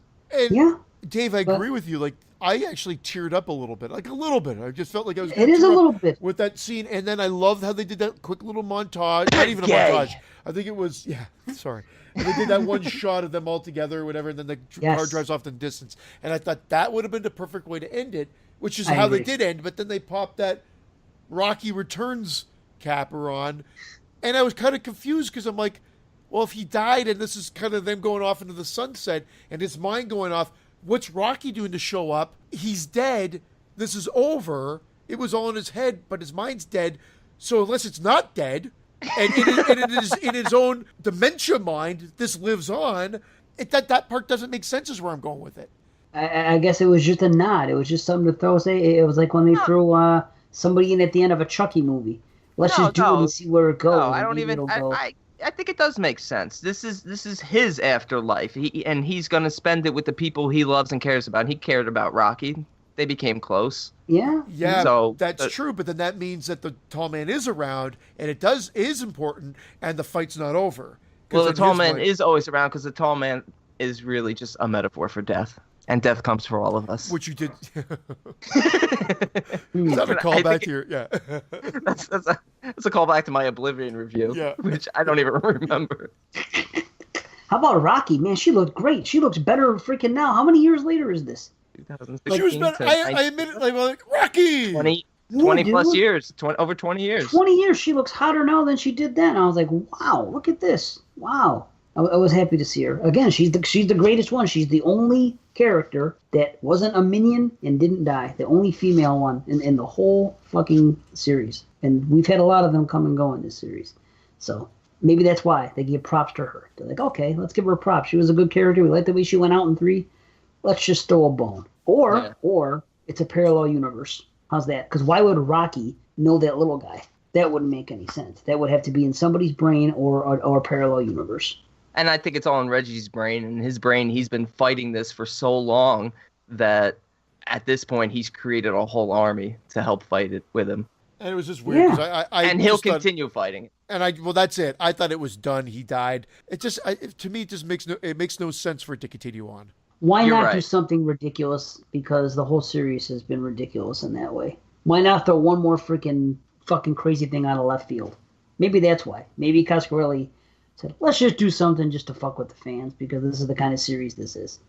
You know? Yeah, but I do feel that's why it's there. He wanted Rocky can't make a comeback. And admittedly, even though I just shit on her on this review of this time, I was like, oh my God, it's Rocky. And I was kind of happy to see her. I didn't really understand German it. Review? That was my biggest question. Yeah, it was a Shizer video. Because I literally shit on her. Soft serve. But no, it left my head scratching because I'm like, they just summed it up. And although a bit of a fist pump, oh, she's back. I'm like, but back for what? Because it left your head scratching what? Your hand? Yeah. Back for fan service because that was it. It was literally for fan service. That is it. But I admittedly came way up on this one, and I'm so glad to have revisited. I'm so glad to have the opportunity to have gone through this whole series again. I never would have thought 3 would have been my lowest rated one, but it was. And I think everybody should go back and review them again or see them again, and you be the judge. Absolutely. I'm just glad we all enjoyed it. Oh, did we even grade this movie? Oh, we shit. Even a rating. We didn't even do it. I've been going back and forth on it. So you know what I'm going to do? Okay, that's a quick solution. I've been going between a 7 and then a 6.5, so I'm just going to go with 6.75. Easy answer. And funny enough, I came in right at the same rating that I give Part 4, which was a 7, which was quite a bit above what I initially gave it, and dismissed it as my biggest disappointment of 2016. I no longer feel that way. I thought it was a great way to end the series. Nice. Dude, I originally gave it a 7, and I really just dropped it this time because of the production stuff. Just watching it this second time, that's just the way I felt. I was like, I can only give it so much of a pass. Yeah, well, I mean, look, if you're going to grade it on the CGI, you're going to give it a super low score. Some parts of that are shitty, but the first time I watched it, I was just like, this is a mess. I can't get on board, and I was gonna come in below 5. Wow. But a lot of people said that. But I did like the way they ended and the way they just always come back to our main characters, and I like that. There's something there, even though I still don't feel like after 3+ hours of talking about this series that I can make much sense of it. I really don't. I felt like you guys were making great points, and I was taking a lot of it in, and I'm still like, what the fuck did I watch? But I enjoyed it.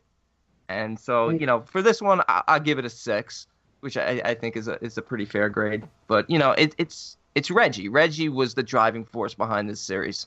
Yes, Angus Scrimm was great as the tall man, but if Reggie was a shitty character and you didn't care about him, this series pretty much would have been the first one, and then I would never watch any of the sequels. While we were reviewing these, Joey did post a picture that he has one of the balls on his arm.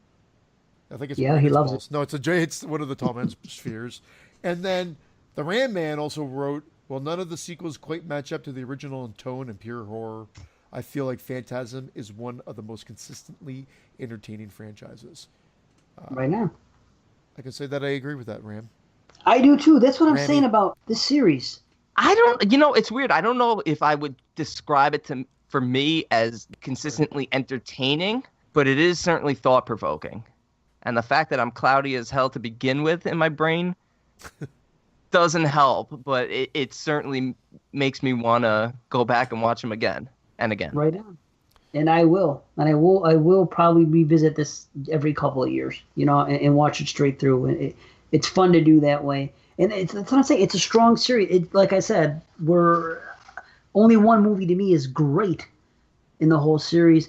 But it's like what you were saying earlier, C, about Friday the 13th having 3 or 4 rated kind of low. And in this series, you don't have any that are rated all that low anymore. And that's this series here. I'll say Tremors, I'll say Ju-On, and I will say Alien. Those franchises are pretty consistent. And Scream. Scream might be. Scream 3 is a big letdown for me. I actually like 3 better than 2. As of right now, I think my ratings are 10, 7, 7, and 7. 4, I have a problem with a bit, but I think I gave it a 7.5, but I think I'd be like 10, 7, 7.5, 7.5, something like that. Wow, I'm like 10, 6, fucking 5 maybe, and 7.5. I'm really not that much into 2 and 3, but that's just it. Like if you make a list of your top whatever franchises, just as far as ratings alone, this would have to go in there, and it's a series that's kind of overlooked, Yeah, man. I'm glad to have revisited. I know I've said that. I don't care if I'm sounding repetitious because it was a lot of fun to hang out with Reggie, Mike. Yeah, man. Jody, the tall man, a couple of Jebediah. Dawn. Jebediah Springfield. Springfield. They stole his head. That's right. They stole the statue's head. Nice. So yeah, good stuff. So a horse with no face. I don't know what he said. Why the long face? Yeah. Every time I see that horse, why the long... That fucking horse. Oh, that fucking horse. Good stuff, though, man. Good stuff. And thanks again to Christine. Christine Stroll.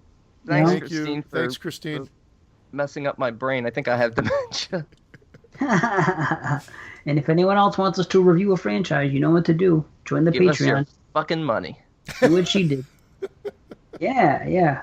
We're not charging too much either, We're just for less than a cup of coffee. I don't think you get this for less than a cup of coffee, but you get some other shit. Right. Oh yeah. We do okay. Yep. In the grand scheme of things, it's a lot of movie watching and a lot of podcasting and note taking and a lot of work goes into it. That's for sure. But we squeeze it all into one show. You know what we need? We need a Crystal Lake Memories type of documentary for Phantasm. Yeah, that would be cool. Although all of Angus Scrimm's stuff would have to be stock interviews now. Yeah. Sadly, yeah. Sadly, it wouldn't be the same without him being there, right? And get James LeGros, get Brad Pitt, get everybody. Yeah, why not? Get the ball. How about the ball talking to me? Get the spheres. Get Joey Bags, Joe Bags. On that note, Get Donnie Rings up in here. Yeah. Yeah. Talk about your tattoo. You know what scares the horror mafia the most during Halloween? Gabagools. Oh, wow. That was good. That was bad and good all at the same time. It was badly good. I thought of that like a few weeks ago because, I don't know. That's what I do. Think of shitty jokes and then I save them. That's okay. That's all right, man. That's all good. Well, we'll see you guys on episode 57? 57, right? Yeah. We don't know what we're doing. Probably Mystery 2018. show. Yeah, 2018 stuff because we haven't watched it in a while. We're just going to have some fun. Yeah, I like the idea of a laid-back show. Yep, definitely laid back. We're gonna do the one thing because we the Patreon drawing because Charlene picked I Saw the Devil. Yeah. So that's one film we'll definitely discuss a little bit, and whatever else. Good night, everybody. Yeah, good night. Keep your balls in the air. Get to sleep.